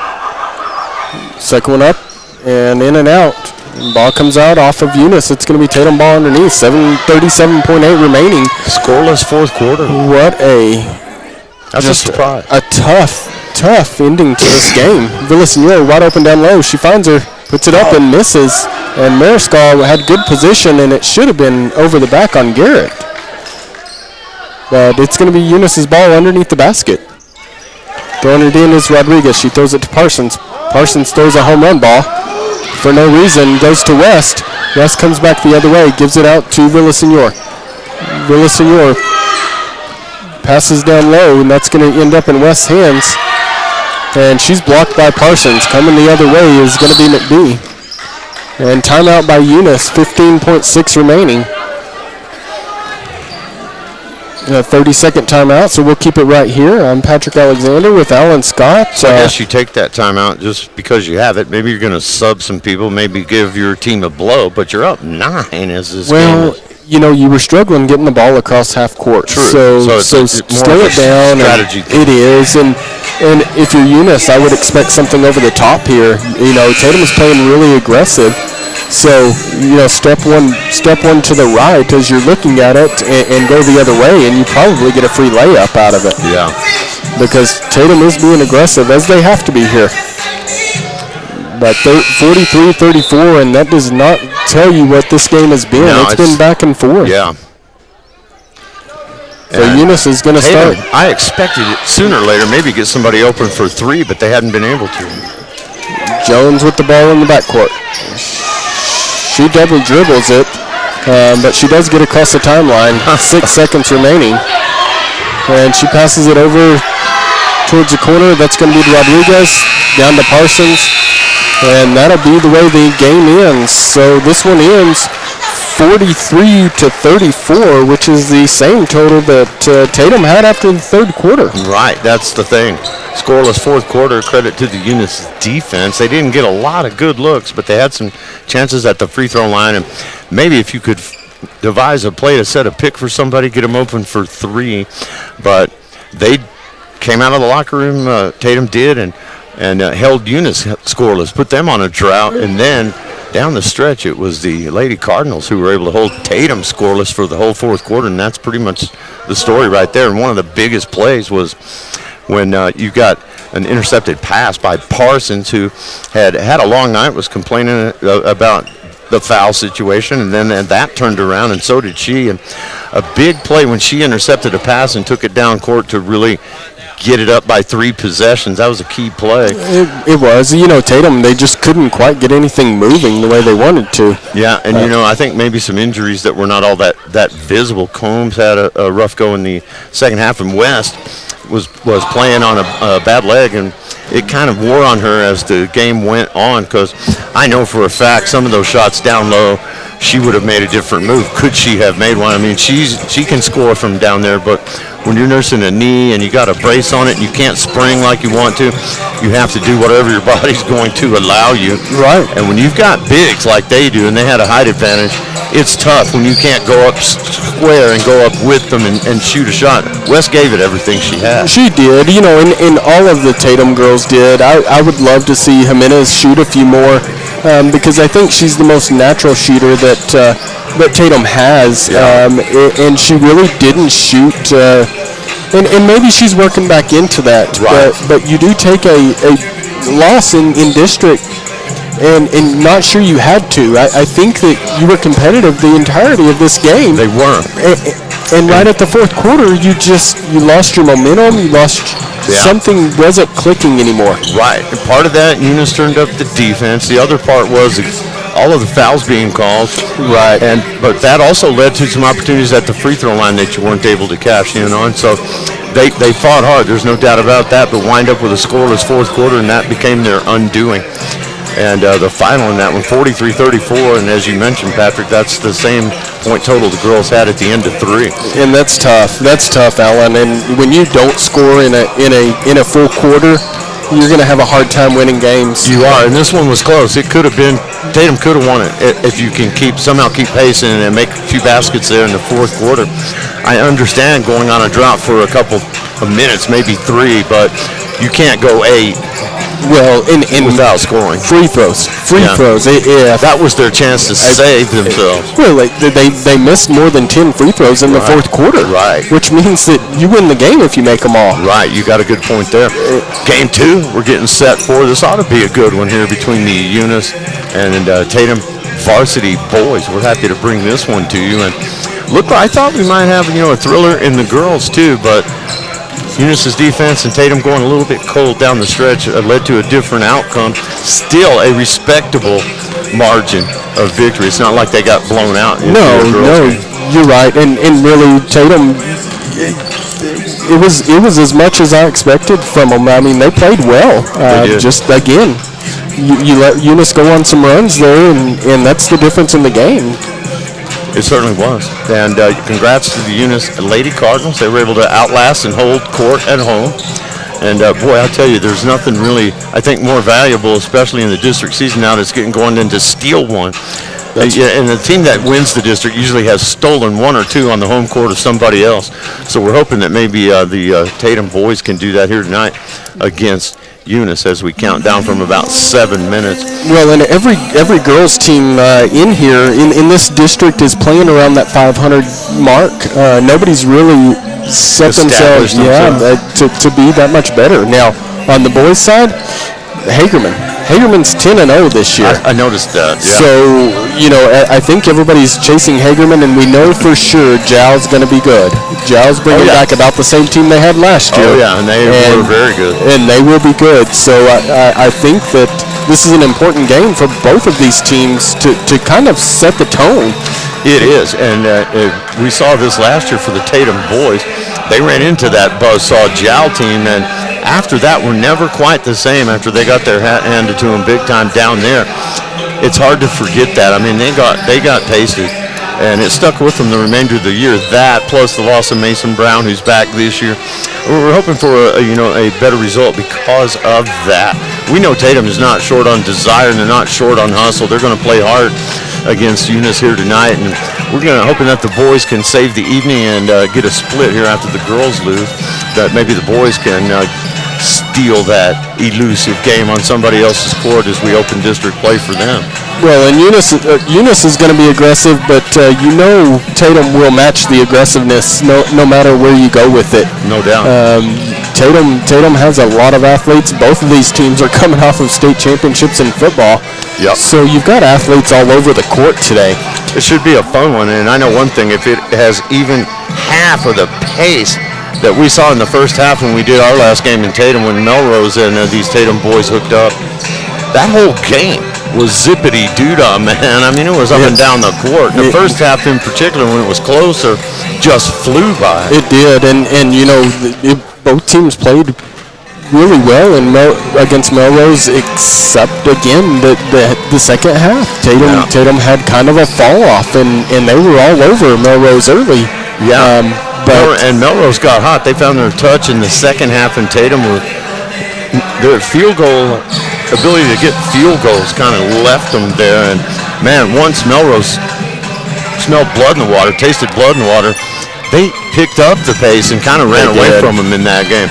But we're thinking that they're going to hang in here with Eunice tonight as the captains, representatives of the teams get together here with the officials at midcourt. And we want to wish both teams good luck and a safe ball game here tonight. And I think it's going to be a good one. Eunice will be in their home whites, of course, and the Tatum Coyotes will be wearing their black uniforms tonight, trimmed in red and white with red numerals. But at least it's basketball, and we're close enough to be able to read those. If we're in That's right. If this is football and we're up in the booth somewhere a long way from the field, good luck. I wouldn't be able to read. I look for hair from Abe Duran and his hair sticking out the bottom of his helmet. Right. And that's how you tell them apart. Yeah. But dark on dark is tough, especially on older eyes, man. And if you're any distance away from what's going on, it's hard to see. Age has nothing to do with it, Alan. No excuses. They're hard to see anytime. Yeah, and I don't know, man. they started allowing that. It seems like now it's probably been 20 years. It seems like less than that to me, but that I think you need that stark contrast for the scores table, for the officials, for the guys doing the game on the internet or the radio. It's just you get used to that, and they've allowed more and more of the. Everybody else can still see it. Legendary. So From our sponsor. The Tatum Today, now Pharmacy, a proud supporter. Remember, kid, there's heroes and there's legends. Heroes get remembered, but legends never die. Legendary Services would like everyone to recognize the Tatum Coyotes team and coaches for a season filled with work and dedication. Everyone at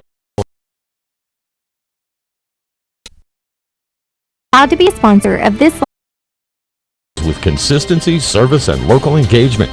Now, for more than 70. Services is extremely proud of each and every one of you. Best of luck in this game and shoot for a finish in a legend. Patrick Alexander here with Alan Scott getting ready for this boys game. District matchup, the first of the year for both of these teams, and they'll start out by announcing the players of both teams. So we'll watch them go through this. But Alan, what's your key to Tatum? well, I think it's the same really as with the girls. First off, you don't want to go scoreless in the fourth quarter. You want to avoid that. Right. But I think it's hang with them. Stay in the game. Try not to go down by more than 2 possessions. Certainly don't want to go down by double digits early. And settle into the game. Don't be too aggressive early and get cheap fouls. Wait until you see how these guys are going to be calling it, because we had a tale of 2 halves. We really did. Called loosely in the first and called very tightly in the second half in that girls game. So try to kind of temper your aggression. I know they're worked up. They both want to win this thing. It's a district opener, but the boards, it's going to come down to rebounds and turnovers. Looks like a height advantage on the tip here. Pass over the top by Eunice. They came back quick. Up top and then out to the corner. Shot up and a 3. That's going to be by Ortega.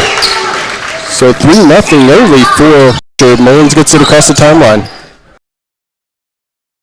Back up top.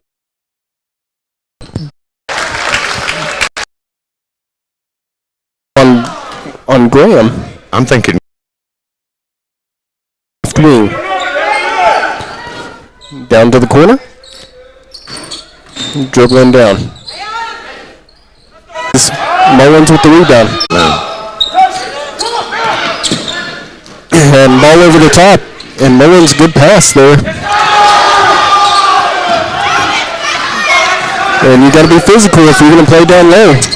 Yeah, again, swatting down at the ball probably should have been a foul. And out of bounds off of Eunice. It's going to be Tatum ball, 7-4. They got away with it. You bring the arm down like that. And they've done it about every time, but it's the 2 big kids, Ontiveros and also Gomez, doing it. Still, Coyotes only down by 1 score, 1 possession. Mendoza comes into the game, passes it to the right wing. And a nice little floater in the lane. Kruger comes down with the offensive board, puts it out top.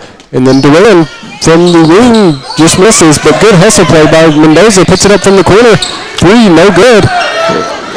And ball bounces out, and Eunice comes down with it. Coming across the timeline, that's going to be Thompson.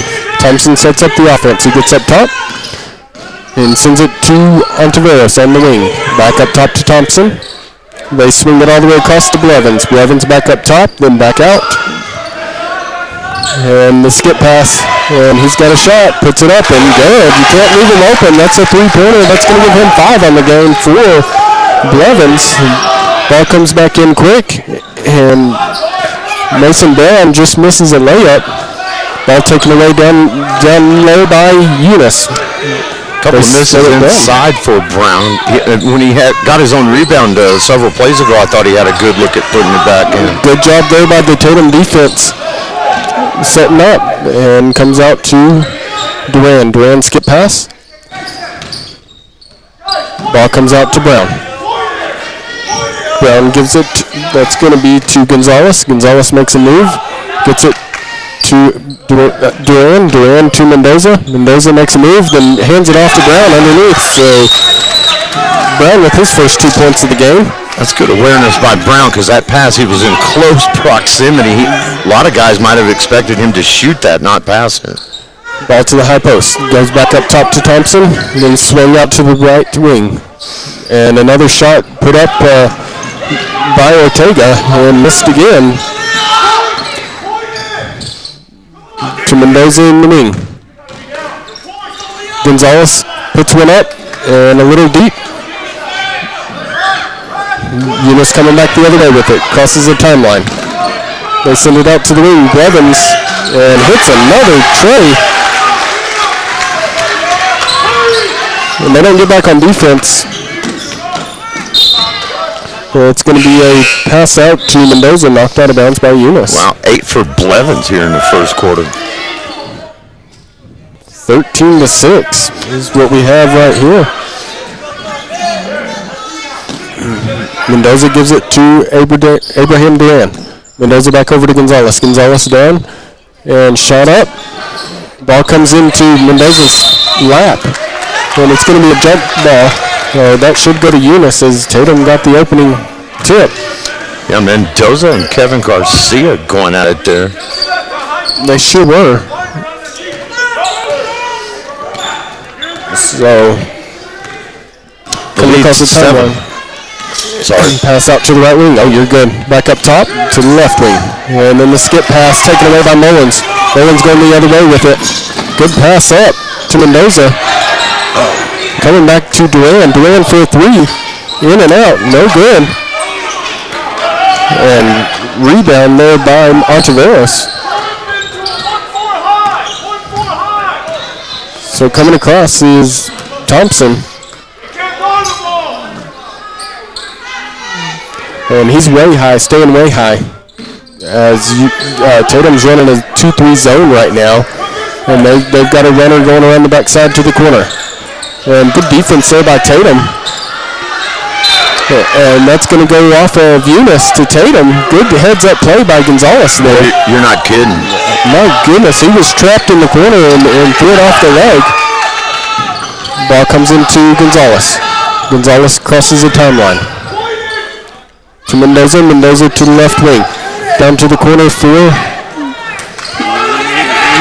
Ball back to Mendoza for a three. And in and out, no good. So that's going to wrap your first quarter, 13-6. Eunice on top. A fast first quarter there. You blink and a quarter will go by. That one did. So on the scoring, it's been all Blevins for Eunice. He's got 8 points already in this one. 3 by Ortega and 2 by Ontiveros is what I have. 13-6. They lead by 7. And that came late in the quarter. It was really a one-possession affair through most of the first quarter. And it's good to see Mason Brown get one to drop because he had a medium-range jump shot. He followed it well. He got the rebound. I'm thinking that's going in. That was a heartbreaking miss right there for him, and he atoned for that by getting the bank shot later on in the period. Kruger did a nice job on the boards in the first period as well. On both ends, offensive and defensive, yeah. He's really crushing well. Now Eunice is not going to give up anything. Everything that happens, you're going to earn against this Eunice team. They play fast and they do. And one thing you know, you played basketball. Man, this is their gym. Their long-range shooters are used to it. They've launched a billion threes in here. That's why, Jorge Ortega, who only hit one of them, was able to put up 5 and not get jumped on by the coach. This is their gym, so they have the range. They've got the view here. They're used to it. That's one hard thing about playing on the road, the depth perception in different gyms. Well, and both wings for Eunice are going to put them up. That's going to be Blevins and Ortega. Yeah, Blevins getting the best of it. He's got 2 threes and a 2-point field goal. We've got mask violations again before we start this second quarter. But it is Tatum's ball coming in to Mendoza. Mendoza brings it across the time stripe. Passes to Mullins on the left wing. Jump pass. And then out to Graham. Graham puts one up. Just misses. But a good follow there by Duran. Beautiful. And Tatum now pressing full court. Ball just thrown up by Eunice, but they do break it. And that's going to should be a charge. We'll see. And they're going to talk about it. It's in the eye of the official. They're going to make it a block. Tatum fans grumbling. I don't blame them. That wasn't a tough one. He was standing there not moving. It was Graham, and that's, I believe, his second. If you're there and squared up, it should go your way. It didn't appear that it went Tatum's way that time. First one up is good for Garcia, his first point of the game. But it looked like he had position and was set. Meanwhile, on the positive side of things, that was a great follow by Abe Duran. He took it in the air. He left his feet, took it in the air, and put it back in without coming down. Second one up and no good. And they're going to say Eunice ball. It looked to me like Ontiveros knocked that one out. But, again, I'm not wearing that shirt, so Eunice ball, 14-8 lead. And good job on the inbound by Mullins to knock that one down. And coming up is Mendoza. Mendoza to Duran. Duran tries to skip past one too many times, taken back away by Mendoza, and then rolled out. This has become a football game really fast. It has, or at least a playground basketball game. It is getting ugly in a hurry, and the refs better get ahead of this one or it's going to get ugly. Ball on the wing to Graham. Graham up top to Mendoza. Back to Graham. Then to Mullins. Mullins takes one dribble down. Gives it back to Graham. Mendoza takes it around. And he's got Duran. Duran with the shot and in and out. But put back there by Mendoza doesn't go. Coming the other way for Eunice is Blevins. Blevins passes the ball across to Thompson. Thompson comes out. Gives it back to Blevins. And Mullins gets another one coming the other way. And just misses the layup. He tries to jump stop and not able to. Ontiveros. Good hustle play there by Mendoza.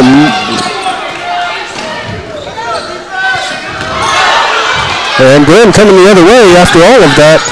I would have told you about it, but it was happening too fast. So Graham gets a layup at the other end. Timeout. And I'm not sure how to call it that fast because I couldn't figure out everything that was going on. Well, I'm going to tell you what. You know who's my hustle player here the first half so far is David Mendoza. He's been all over the place. He is all over the place. And also Mullins. And I'm pretty sure that he played on the defensive side of the ball in football too. He's got great anticipation on those passes when he moves in to take them away. It's basically like interception in a football game. He's had a couple of those nice plays where he read it, he knew what was coming, and he's intercepted a couple of passes nicely from Eunice. And 4-point game here. But Tatum is loosening up a little. They're getting their wheels under them. They're getting better as we go along here. They are. They're anticipating the ball. Better than Eunice is at this point, and those long passes are being taken away by them. Yeah, and boy, these teams have had more than one exchange of possession happening on trips down the court here as of late. In fact, sometimes 2 or 3 or more trading possessions. They are. So Eunice going to take it in. 6:12 remaining in the second quarter here. And pressure by Eunice coming up is on Taveras. And then he gives it down low to Blevins. Blevins way too hard off the... And they're going to give a foul to Garcia. And that's going to be the first foul by Eunice. Yeah, and that's just a result of the bad play, blowing it. They had numbers. They did, and really just kind of rushed it. Mendoza going to come across the timeline with the ball. Gives it to Duran. Duran back to Mendoza. He makes a miss, goes down. Puts it into the corner. Comes right back to him. Up top to Mullins. Mullins to Graham. Graham to Duran. Duran skip pass up top. Mullins gives it to Graham. Graham gives it down low. He comes back up top to Mendoza. Mendoza takes one to the rack. And Duran with a 3 shot, no good. But pulls up the 3, puts it up, and makes it home. What? Yeah, and he gives a little shrug of the shoulders like he meant to. Yeah, I'm going to say that was pure luck. With the ball, goes over to Mendoza. Mendoza gives it to Graham in the corner. Graham moving on to this, and That's they're going to call that on Duran. That is the third, what appeared to be a Tatum player defensive position getting called for the block. When He got run all over. Yeah. I got to change my hustle player of the game. I still want to call Abraham Duran number 4. It's Yes. 12. It's easy to 12, mistake him for Mendoza. Not to say Mendoza's not playing well, but Duran has given it all he's got here in the first half. And Ontiveros misses the front end of it. That's a plus right there when you look at it. And Kruger going to come in for Duran. And needless to say, these guys need to catch their breath here. Some of them, it's been a furious pace here. It has 3:55 remaining here in the first half. So this thing is flying by. So Ontiveros with his second one up. And he rattles that one home. I got him with 3. We also have him with 3. 8-point lead. 8-point lead, 18-10, 3:55 remaining. Ball comes into Mendoza. Mendoza spreads guys away, and then he's going to take it himself across the timeline. Gonzalez tries to give it to Brown. Gives it to Kruger.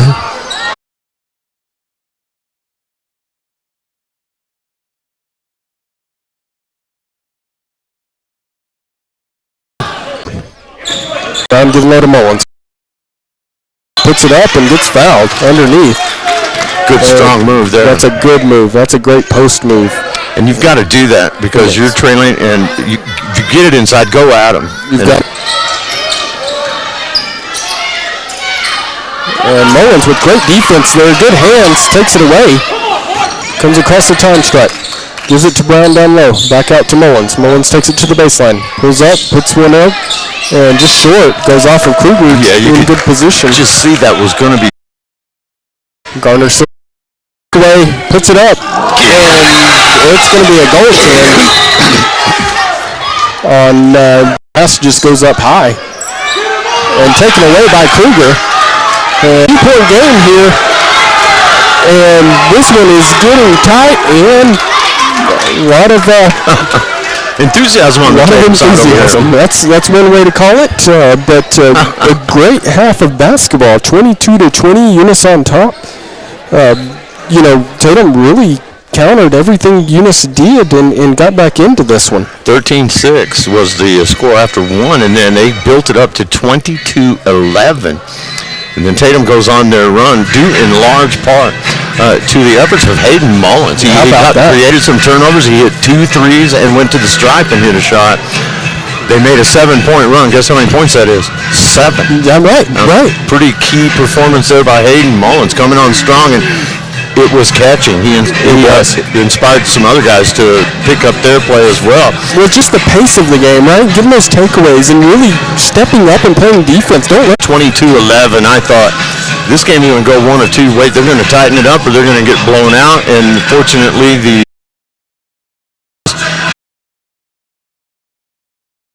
football game too. Sure would. Tatum has found the end zone 3 times. So have the Cardinals, but they missed the extra point. We just went for 2. Right. And if they were playing 8-man, I believe it. Yeah. Good luck. This live broadcast is brought to you in part by Tatum Schools. Go Coyotes! Now Pharmacy, a name you've trusted for more than 75 years. That kind of history only happens with consistency, service, and local engagement. Now Pharmacy has supported local youth and sports programs for more than 75 years. When you need a pharmacist, you can trust that Now Pharmacy will be there for your needs. Go by Now Pharmacy, located at 122 West Adams in Lovington today. Now Pharmacy, a proud supporter of the Tatum Coyotes. Remember, kid, there's heroes and there's legends. Heroes get remembered, but legends never die. Legendary Services would like everyone to recognize the Tatum Coyotes team and coaches for a season filled with hard work and dedication. Everyone at Legendary Services is extremely proud of each and every one of you. Best of luck in this game and shoot for a finish in a legendary way. Hey, Tatum Coyotes, welcome back to competition from EJ's Pumping, your locally owned and locally trusted pumping service in Tatum. If you are in need of pumping services, call 575-369-6134 today. EJ's Pumping, longtime supporters of the town of Tatum and the Tatum Coyotes, as well as high school athletics and academics. Good luck, have fun, and be safe. From Eddie and Whitney, go Coyotes! The Tatum Schools are proud to be a sponsor of this live broadcast. The Tatum Schools are very proud of every single student. With the dedication in the classroom and with athletics, you have made Tatum and Lee County very proud. All of your hard work pays off. Go get that state title and bring it home to Tatum. The entire staff, faculty, and administration wish you the best of luck. This live broadcast is brought to you in part by Tatum Schools. Go Coyotes! Now Pharmacy, a name you've trusted for more than 75 years. That kind of history only happens with consistency, service, and local engagement. Now Pharmacy has supported local youth and sports programs for more than 75 years. When you need a pharmacist, you can trust that Now Pharmacy will be there for your needs. Go by Now Pharmacy, located at 122 West Adams in Lovington today. Now Pharmacy, a proud supporter of the Tatum Coyotes. Remember, kid, there's heroes and there's legends. Heroes get remembered, but legends never die. Legendary Services would like everyone to recognize the Tatum Coyotes team and coaches for a season filled with hard work and dedication. Everyone at Legendary Services is extremely proud of each and every one of you. Best of luck in this game and shoot for a finish in a legendary way. Hey, Tatum Coyotes, welcome back to competition from EJ's Pumping, your locally owned and locally trusted pumping service in Tatum. If you are in need of pumping services, call 575-369-6134 today. EJ's Pumping, longtime supporters of the town of Tatum and the Tatum Coyotes, as well as high school athletics and academics. Good luck, have fun, and be safe. From Eddie and Whitney, go Coyotes! All right, we are back here, and man, I'll tell you what, even the halftime goes fast.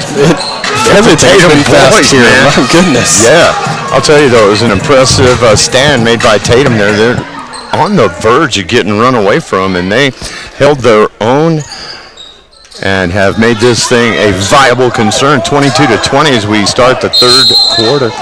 Patrick Alexander, Alan Scott, One Radio Square Sports, and Walmart Digital Solutions, HobbsAmerica.com, and Tatum Sports YouTube channel. Cards will open the festivities here. They want to go inside to Ontiveros. He bobbles it, double team, gets it back outside for an open look, and that's not going to go for Ortega. But an offensive rebound goes to the Cardinals, and they throw it away. And it's Mullins, the spark plug of the first half, gets a turnover to open the second, and a look from downtown doesn't draw iron from Taylor Garner. There's Kruger. Gives off to Graham. Now shot, top of the key, buried for three. By Taylor Garner. He opens the score, and that's a big shot. Gives the Coyotes the lead, 23-22. They taste the lead. Ortega on the perimeter, crossover move.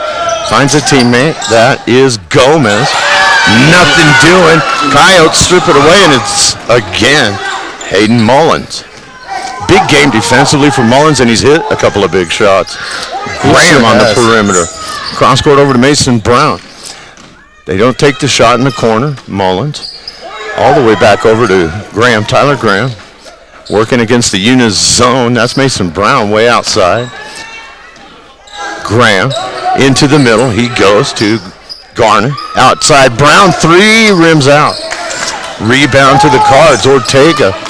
But Tatum does a good job getting back on defense. They don't let him run away on that play. 23-22 and tipped away by the ever-hustling Hayden Mullins. And what a good game he's had on both ends of the court so far. He's going to have to keep that up if Tatum's going to win this, though. Yep. Inbounds on the side. Mullins putting the pressure. It comes in to Gomez. Brown knocks it out of bounds. Good play there. Good work. Disrupt them, get them out of rhythm, and they are doing it. They're getting their hands in the passing lanes. That all started back with Mullins in the second quarter. Coming around into the corner, no shot there. Outside Ontiveros. trying to back him down against Kruger. Shot hard off the glass, no good. Rebound to Taylor Garner. Ahead to Tyler Graham for the Coyotes.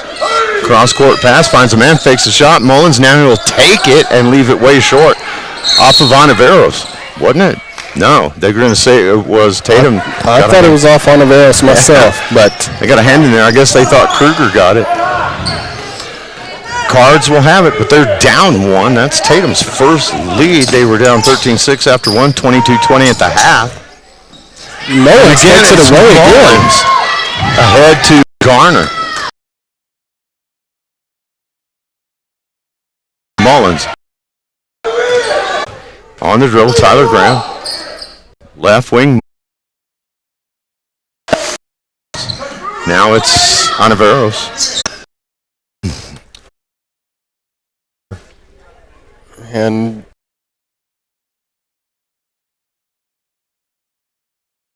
it's definitely on the leg. Impressed with his ability to knock those down.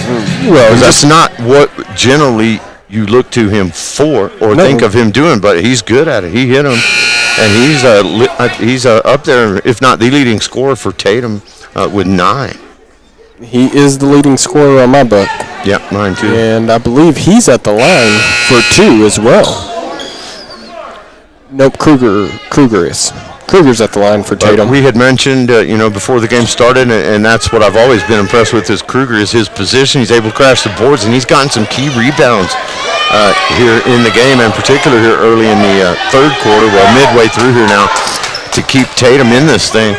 Kruger has played well. He has. It's taken a whole team effort here to get it where you've got a 2-point lead now. And free throws to come, and that one's going to go off the right side. No that good. Should be Rebound. 2 shots. And so they shouldn't have been in the lane. George Gomez in after Oviatt Ontiveros had to exit after that injury. Doesn't drop for the Coyotes, but Mullins. Stolen, and again, the spark plug of the game, Mullins.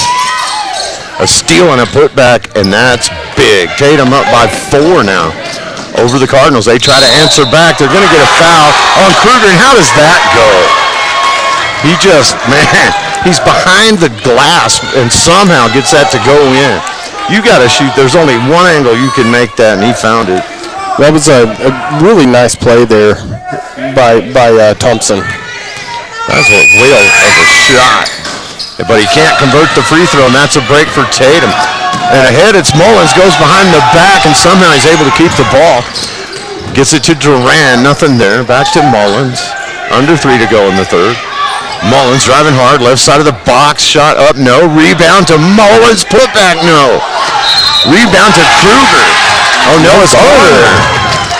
Woo! I'll tell you what, between Kruger, Garner, and Mullins, they are crashing the boards, and that is key. It is, and putting a shooter at the line is a big deal. The foul went on number 42, Calvillo, his first for Eunice. Garner with the miss there. And I guess more correctly, it was Calvillo who came in to replace Ontiveros because George Gomez has been in the game. Garner with a good night going, gets that one to rattle. 10 for Garner, 3-point lead Tatum. Pressure in the backcourt from the Coyotes and able to break it easily, firing it ahead, and the bucket is good for George Gomez, but the better part of that play was the pass. And it will be Mendoza in the backcourt to Kruger in the front court, threw it away, and the Cardinals will eat that up, but can't convert the 3. And that's just hustle. I don't know that that's a foul. How can it be? He backed under him. That's a natural play. You got to let him come down, don't you? You do, and he did get him on the foul there, Garcia. Okay, good. And that's second on Garcia on my shoot. Eunice fans are not going to like that, but that's the right call. 2:23 left in a furious third quarter. Tatum up 1, 29-28. Mendoza to Duran all the way on to the other side to the left wing. to Mullins. Now back to Mendoza on the dribble. Duran. Mendoza, for a moment, thought he was going to set a pick, and they're going to call a travel? I think it was the way he passed the ball the official didn't like. I don't know that he tried. I don't know that he ever drug a leg or anything else. I think it was the nonchalance of the pass. The official thought he must have walked. I didn't see the feet move. Tatum with pressure at midcourt. Cardinals with the ball. Down by 1. 1:55 to go. Stolen. Garner somehow gets it ahead to Mullins. And Mullins waits for his teammates to get down there. Oh, my. That's huge. Duran from way downtown.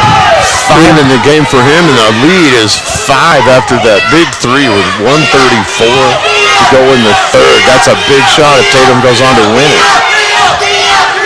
Tatum fans D'ing him up there, Sam. And Tatum is playing great D. A drive by Gomez. He got the ball knocked away, got it back. Now finds a teammate. Now you got Thompson, and the runner won't go. High for his own rebound. Thompson, put back, no. Gomez, yes.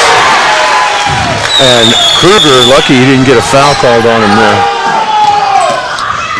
That's Mendoza on the dribble for the Coyotes. Now Mullins, under a minute to play. Kruger in the corner. Wants that jumper, and it's a brick. But good work by his teammate to get the ball back. That's got to be Kruger or Mullins. That was Mullins again. I'm going to tell you. And going to the lane is Mendoza getting fouled. What a play by Mullins there. Mullins has just thrown caution to the wind from the mid-second quarter time frame to now, and it has paid off. It's been contagious. He's made the other guys better tonight. Hell of an effort, and at the line, Mendoza puts it down. First point of the game, I think, for him. It is. But it gives Tatum a 3-point lead. And Mullins did not want to come out of the game. No, he argued with Coach for a minute. You can tell. Mason Brown will come in. Mendoza's second is good. So 4-point game. And 40 seconds to play, third quarter. We got a good one going here tonight. District opener for these two squads. Into the middle they go to George Gomez. Now Thompson. And he double dribbled right there. Brown with the rebound. Can't run it down. And in a trap now, and in trouble is... Great heads-up play by Gonzalez. Boy, you're not kidding. He bounces it off a Eunice player as he gets trapped in the corner. That had 5 seconds written all over it. Sure did. 17 to play and counting. Now 14 left in the period. Spin move by Mendoza. Almost lost the handle. Goes to Gonzalez. Good pass underneath. Was a good pass. Couldn't quite convert. Couldn't get a good shot. That was Magallanes. Long-range desperation. They will not go for number 20, and 20 is Billy Blevins, who had a big first quarter. We haven't heard much from him since then. No, we haven't. But we got 3 in the books, Patrick, and after 3, it is Tatum with the lead, 34-30. And what a great quarter by Tatum as a whole. I mean, it's not one guy taking this over. I will tell you, defensively, Mullins is outplaying everybody on the court right now. Yeah, he's the best defender on the court and out-hustling everybody. But you look at it, and at the break, 22-20, after Mullins started making some of those plays, Tatum had been down as much as 11. You get it to the end of the third, 34-30, so Eunice put up 8 in that quarter. Tatum put up 14. Yes, that's exactly right. And if you're Tatum, it has been the defensive pressure the entire quarter, and they did from the start to the end of the third quarter. Tatum was all over Eunice. Yeah, and you know what? Tatum has fared a lot better since Eunice decided to go zone, just in the game as a whole. You know, it has been a strange change for Eunice. When you're up like that, you don't typically change what you're doing. Right. I'm glad they did, because I think that really allowed Tatum to establish their offense and get in this game. I agree. Well, and what Tatum started doing was getting really wide on the wings and skip passing. Yeah. But, the hustle of Mullins inspired other guys and got them off. Garner hitting shots.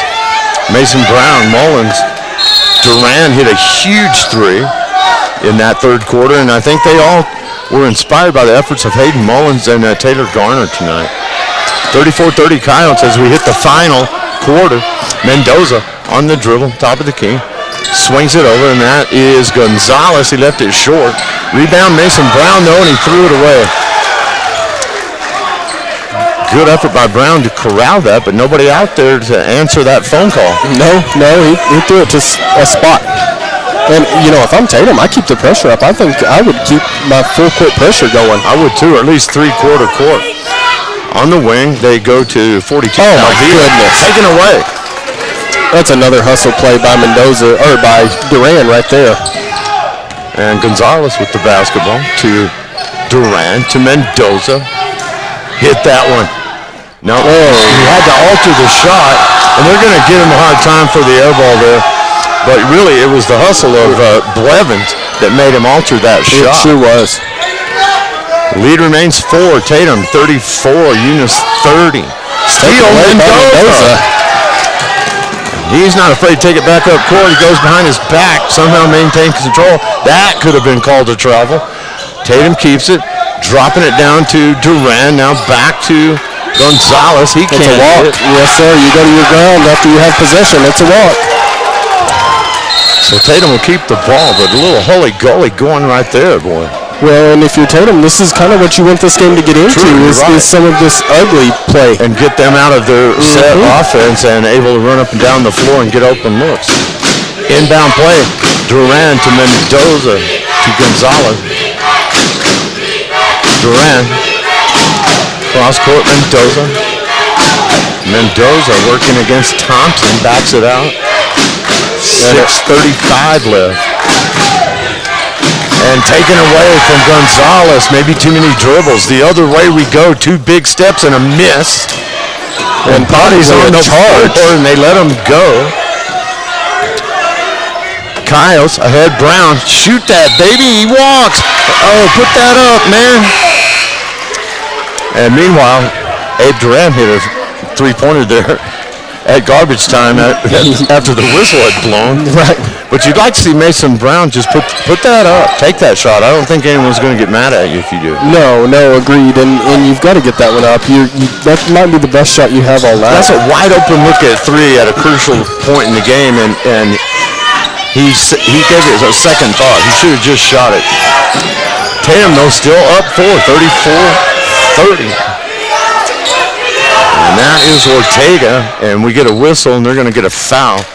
And it looks like that's going to go on Magallanes, right? No, they're going to call it an offensive or a defensive foul on Brown. Oh, they're going to get Brown 10. I thought he was pointing at Magallanes for Tatum. But the lead remains 4. And that is the same score that we ended the third period with, I believe. Yeah, 34-30. Nobody has scored. 2 minutes into the fourth, no change in the score. That's Kevin Garcia. Gives it off to Woods. Julius Woods in the game for the first time. And that should have been 5 seconds. Ortega. Good hand away by Mendoza. On the wing they go. And it's crunch time now. Anybody's ball game, but Tatum the upper hand right now. Strong move. And we'll go the other way. And another one that could have been an offensive foul very easily. Cardinal fans looking for a foul call, but they're not going to get it. They're lucky it's just a turnover. That could have That's right. It should have been a charge. He came in off of his feet. And we're down to 5:40 still with no score here in the fourth quarter. Tatum girls didn't score in the fourth quarter. At least if it happens here, Tatum's ahead. Good look down low, but nothing for Kruger. The defense gets there, and Tatum is able to handle it until surprises Duran with that play. I don't know if he expected Mendoza to do that. He thought he was going to just grab the ball and keep it, I think. Instead, he tries to tip it over. I don't think Duran was expecting it. 34-30, still 4-point lead, Tatum. Shot from 3. Not this time. It's out of bounds. That's a real fortunate bounce for Tatum right there. It sure is. Goes over the top of the backboard. And it's getting loud on both sides. It is, and coach is not very happy. That isn't out of bounds if that ball bounces over the top. Yeah, and that's just luck of the bounce. Full court pressure from the Cardinals now. Mendoza, they're going to try and trap him, and they do, and they get the steal and bounce it off the foot, and that's a tie-up. That's good work there to get in and tie that one up. Good court awareness from Hayden Mullins. But that trap worked to perfection. They got the dangerous cross-court pass, were able to take it away, and then he drills it off his foot. Did Blevins, number 20. When I think if they're going to pressure like that, I think you put Kruger right in the middle. Yeah. And let's put the ball up high to him and let him turn and do something with it. And you know, if you're going to break a press, you got to get the ball to the middle. That's the only way you're going to be able to do it. It's a 1-minute timeout, so we'll take a chance to mention our great sponsors here, bringing you the action tonight. And they include Legendary Services, the Tatum Schools, the City of Tatum, EJ's Pumping LLC, and we were saddened to hear about a death in the family at EJ's.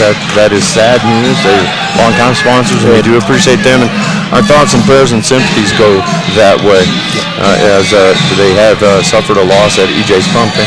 Now Pharmacy, Norley Hospital District, Tatum Clinic, all great sponsors, community-minded businesses, and we couldn't do it without them. And their sponsorship shows that they care about the community, they care about these kids, and Lee County athletics in general. And we appreciate everything that our sponsors do for us, because we wouldn't be sitting there having this conversation and watching a great ball game if it wasn't for them. That's right, 34-30, Allen. We're approaching the end of this one. Eunice coming out of a timeout. They're going to try to dial something up here. If you're Tatum, just keep the pressure up. Yeah. You've really done a good job of keeping your pressure up, and I'll tell you right now that the guy you've got to watch out for, and Mullins is on him now, is Blevins. He's the one that could probably pull one real quick, and Mullins is tempting it. He wants him to throw it to him. He does. Ball comes in. They do get a look in the corner, but don't take it. Double teamed out there, taken away from Julius Woods, who wanted the foul, but he's not going to get that. They're not going to give that to you. And so it was good defense by Tatum, and they get a walk. Boy, you can't lift a toe without getting a walking call in this game. I'm not so sure about that. I don't think he did. He never changed his pivot foot. You have to see a dramatic move of the pivot foot. I didn't see it, but we're not wearing the stripes. And the score has not changed since the end of the third quarter. Down court they go to Blevins. Out to Woods, and Julius Woods. Ragtag goes to the ground, loses the ball. That's good for Tatum, and maybe a little bit calmer in the hands of Abe Durant. Cross court, Mullins took his eye off it, saves it into Kruger, driving baseline, and wisely turns around, gets back out to Mullins, and he left that one short. And a jump ball, so that's going to be Tatum ball. Working hard underneath to help keep that possession is Abraham Durant. Scoreless fourth quarter, almost halfway through. No, they've got the possession arrow wrong. And the ref overturns the scores table because he is correct. That it's Tatum basketball. It is Tatum basketball. And not that it's really crucial right now, but the team fouls 4 on the Cardinals, only 2 on Tatum, who's been really more aggressive on defense. They sure have, and the ref is explaining to the Eunice coach about why it went that way. That's correct. He doesn't like it still, but it still is Tatum's ball. Triggering it is Mullins, and into Garner, who just let him in there. Garner puts it up in. Huge game. 36-30, Coyotes, and they have not posted that basket yet, but I'm sure they will. Yeah, there it is. 6-point lead halfway through the fourth quarter. Near steal by Grant. It looked like a carry to me. Fade away. Good. That's Ortega finally again. I'm going to tell you what, that's a saving shot for Eunice right there. They were about to maybe let this thing slip away. But he gets the shot, 36-33.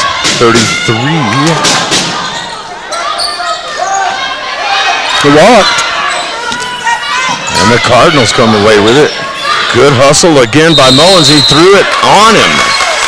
And that's going to get some tempers flaring right there. He threw the ball into his head. And he was on the baseline, on the sideline, so he was literally like trying to be throwing it off a knee. Oh, my. And Kruger just blocks him and gets a foul.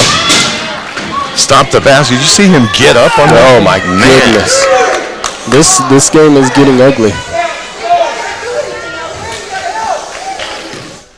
So Kruger gets that foul. That's his first personal.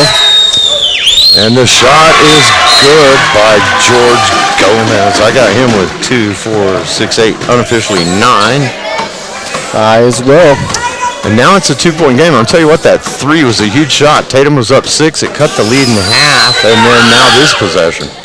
And the 2 free throws, and it's a 1-point game, just like that. Even after the big shot from Taylor Garner. Into the middle we go. Coyotes lose the handle. Cardinals have it. 3 on the blocked. Is that Mullins? Oh, my goodness. And they're going to call him for a foul from back here. No, you can't do that. The trailing official calls that, not the guy standing right there. There's no way. That was clean. Well, you can't call it from here. That's terrible. That's clean. 1-point game. You're going to put him on the line. That was for 3. That was a clear block. There's no way that's a foul. Unbelievable. He just can't call it from this side of the half court. Yeah, his vantage point not the best. And it's their gym. They ought to be able to hit free throws in here. And that one is good for Blevins. That's his 3rd make at the free throw line. And he's got 2 more coming.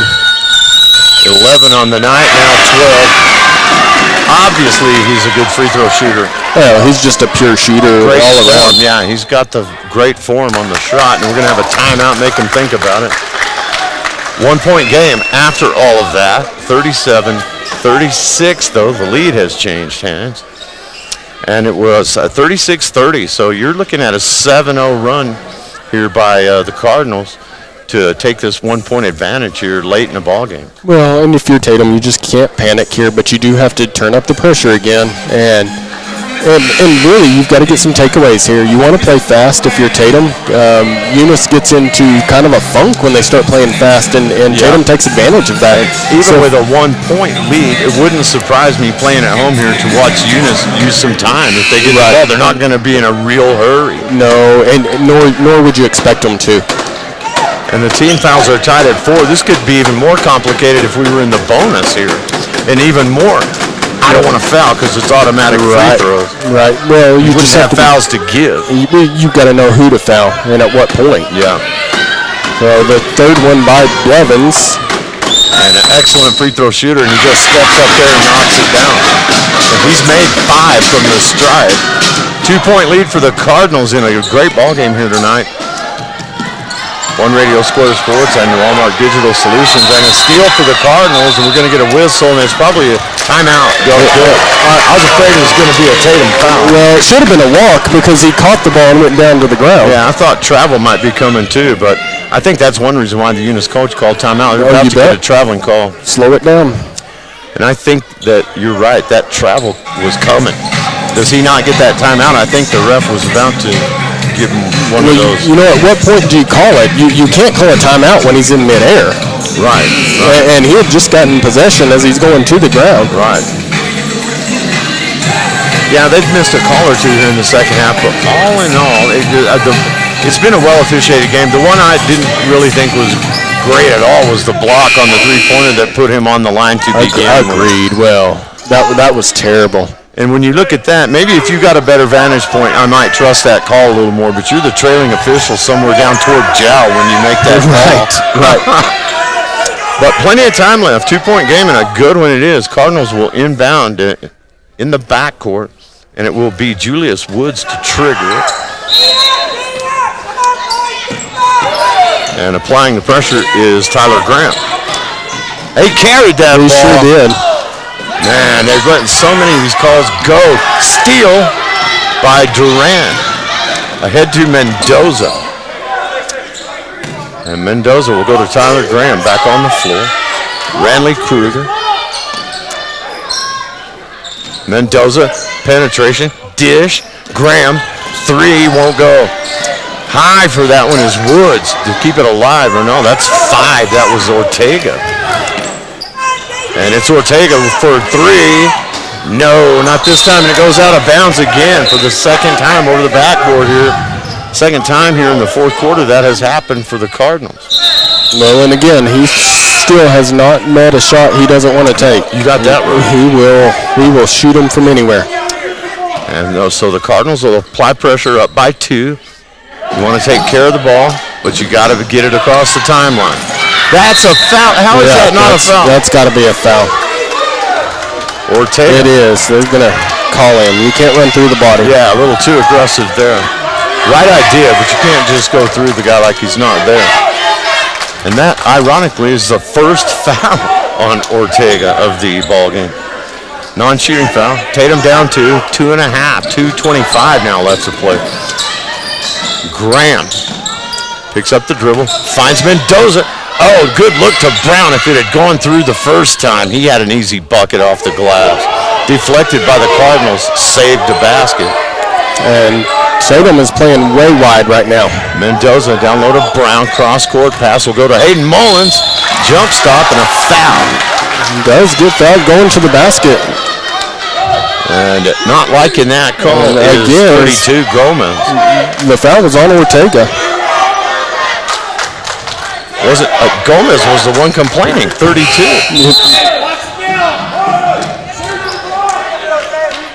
Coming in as Garner. Eunice, but with his hands up in the air going, I didn't foul him, was 32. Makes me think he did. And that shot is a brick from Duran, not this time. Off the side of the backboard. And that one will be Eunice's ball here. Hustling to get it was your quarterback, Taylor Garner. Still down 6, no change in the score, and Tatum's going to have to apply some pressure here now with a minute 55 left.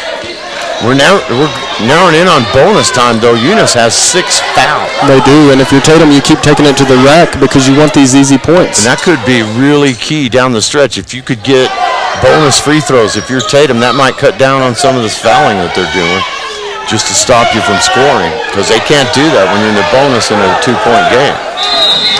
They'll be putting you at the stripe. Full court pressure.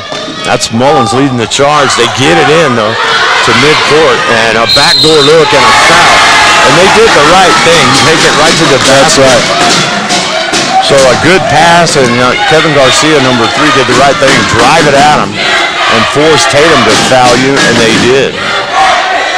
2-point game. This is big here with 1:51 left. Every possession is big, but big free throws here.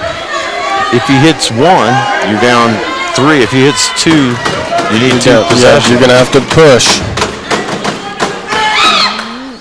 And he left it short. That foul did go on Garner. It did. It was first personal. 5 team fouls on Tatum. And Royce Brown wants a timeout, so they're going to chat about it. And while we have a moment here, we might actually catch our breath and play an ad from our great sponsors. We'll be right back. We got a barn burner here going. We'll be back in 30. You're listening to Tatum Coyote Basketball and watching it too on HobbsAmerica.com, New Walmart Digital Solutions. The Tatum Schools are proud to be a sponsor of this live broadcast. The Tatum Schools are very proud of every single student. With the dedication in the classroom and with athletics, you have made Tatum and Lee County very proud. All of your hard work pays off. Go get that state title and bring it home to Tatum. The entire staff, faculty, and administration wish you the best of luck. This live broadcast is brought to you in part by Tatum Schools. Go Coyotes. Respect is what we're talking about. That's right. right. I'll tell you what, you've had to earn it in this ball game, and both teams have done so. Have had respectable leads in this thing. And right now that lead belongs to the Cardinals, 38-36 with 1:51 left, and that's still plenty of time, but another big free throw coming here for the Cardinals. Kevin Garcia at the line. He missed one. Missed the first one. See what he does here. And he gets that one. So I got him with 2 on the night, both from the stripe, and the Cardinals will press, and it is Duran into the front court to Brown, back to Duran, cross court, Mendoza looking in the corner. Is that Garner? Yes! It is Garner, and puts one down. That is a big-time shot from Ties it up. We are tied at 3, so that eliminates the 3-point deficit. And skying for the rebound is Garner. Back-to-back half court.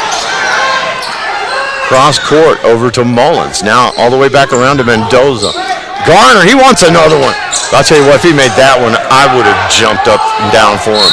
And good job there by Mullins, just tying it up.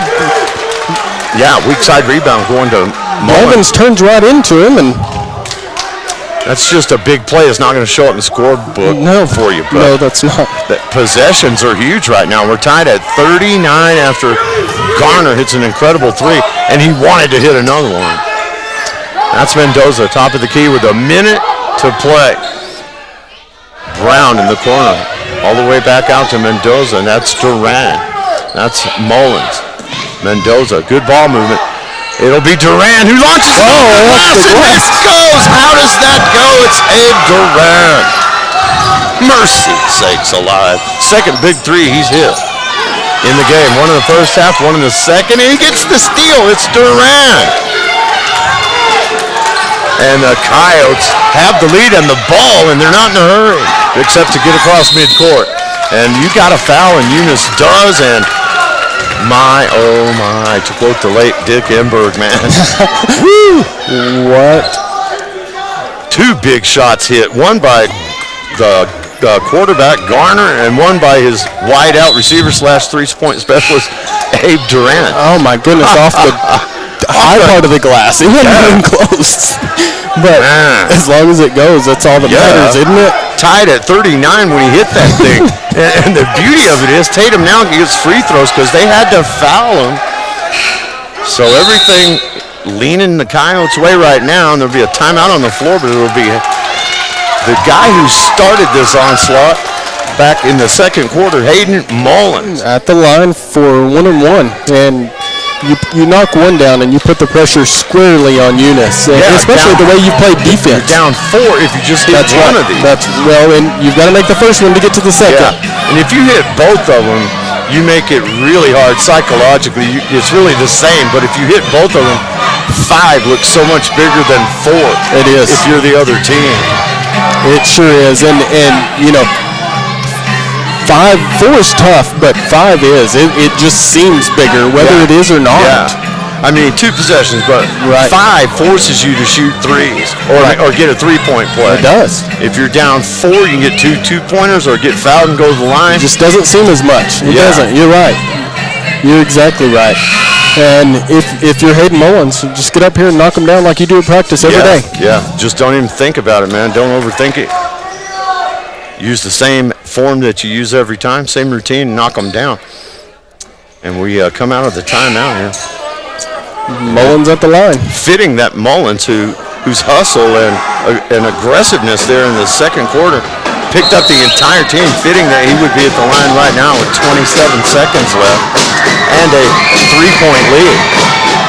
But Garner and Duran both have contributed big here late. Missed it, rebound to Woods, and that's Woods with the basketball. Gets it into the front court to Blevins. Blevins cross court to Thompson, a good shooter, but not this time. Coyotes with the rebound and 15 seconds left. And the foul. And you can kind of see the lights dimming in the eyes of Eunice players right now, because Tatum is they're close to stealing this thing. And we talked about how big stealing a district game on somebody's home court can be. That's the 3rd foul, by the way, on Blevins. And now that's 18 fouls this half on Eunice. Yeah. So the bonus does come back big. And even if you just switch the end of the court for the ball, it just makes it more. Now, if I'm Eunice, I don't want Blevins to make that pass across. Yeah. Take that shot. Yeah, take the shot. You're the best shooter on this team. Yeah. You've been pure all night. And if you've got a guy who you like having at the stripe right now, and that's Abraham Durant.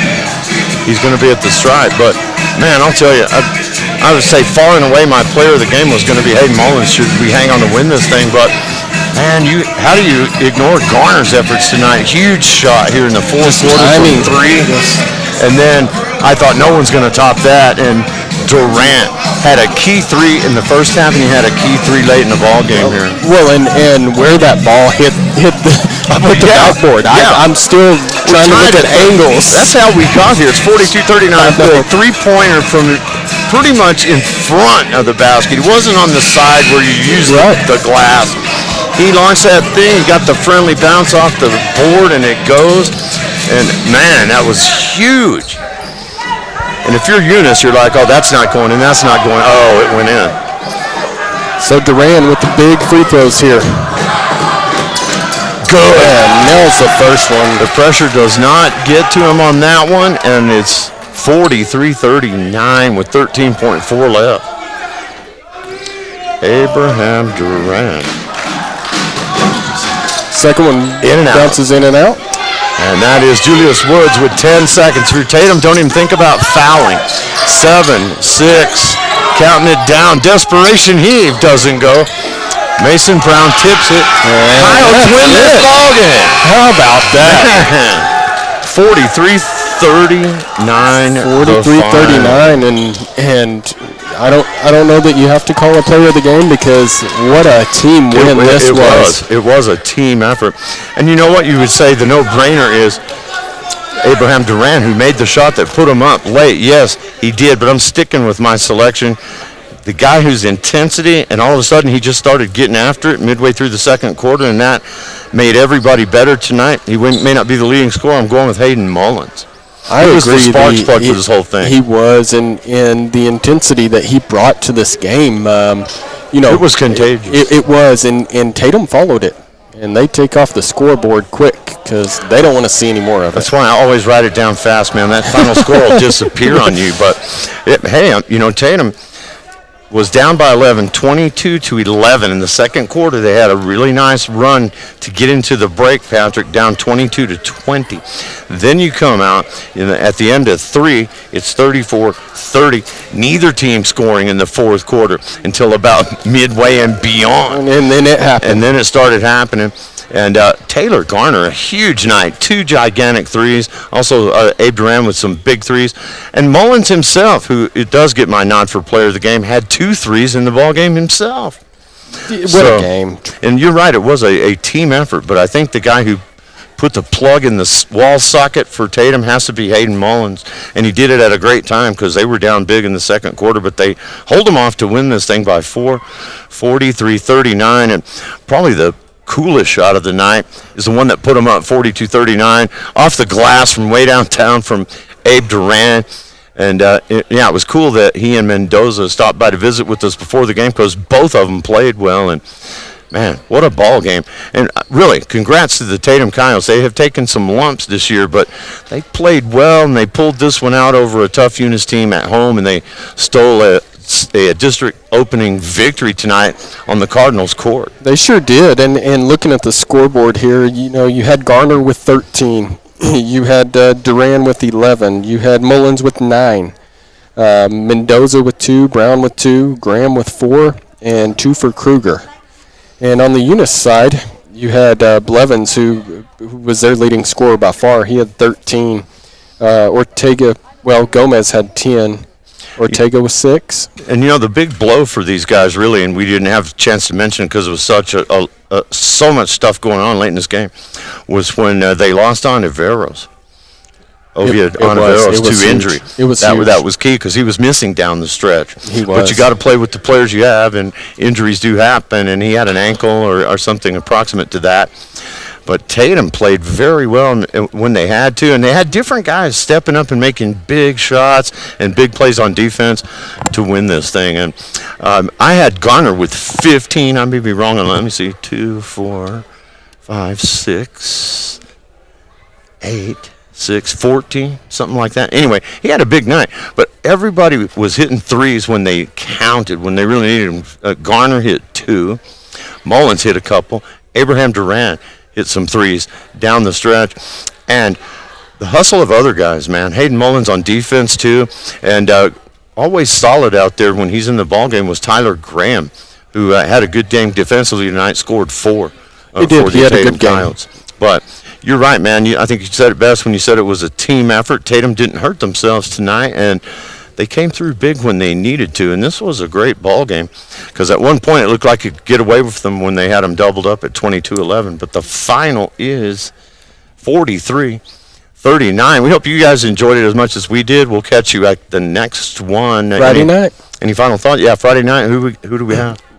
No. I looked ahead, but it's all out of my head now. That game after took way too much out of me. That thing was great, though. It was fun, wasn't it? That was a fun game, but they all are. They played Loving Friday night. So we'll be in Tatum to until call the Loving then, game. good luck to both teams. I think Tatum now may be able to ride this success for a while here. I agree. And they may be able to carry this momentum into the next game and beyond, and we hope that they do. Ladies lost the opener, but the boys get the nightcap, so it was a split down here, and thanks to all of our fine sponsors that made it happen. And we're going to play some more ads from them before we shut down, or you want me to mention them? Just mention them and we'll... Yeah, we want to give a big thanks to Legendary Services, Tatum Schools, the City of Tatum, EJ's Pumping LLC, Now Pharmacy, and the Norley Tatum Clinic. And I'll tell you what, they got their money's worth tonight, as did we. Right? That's right. All right, for Patrick Alexander, I'm Alan Scott. Thanks for watching and listening, everybody. Have a great night. See you at the next one.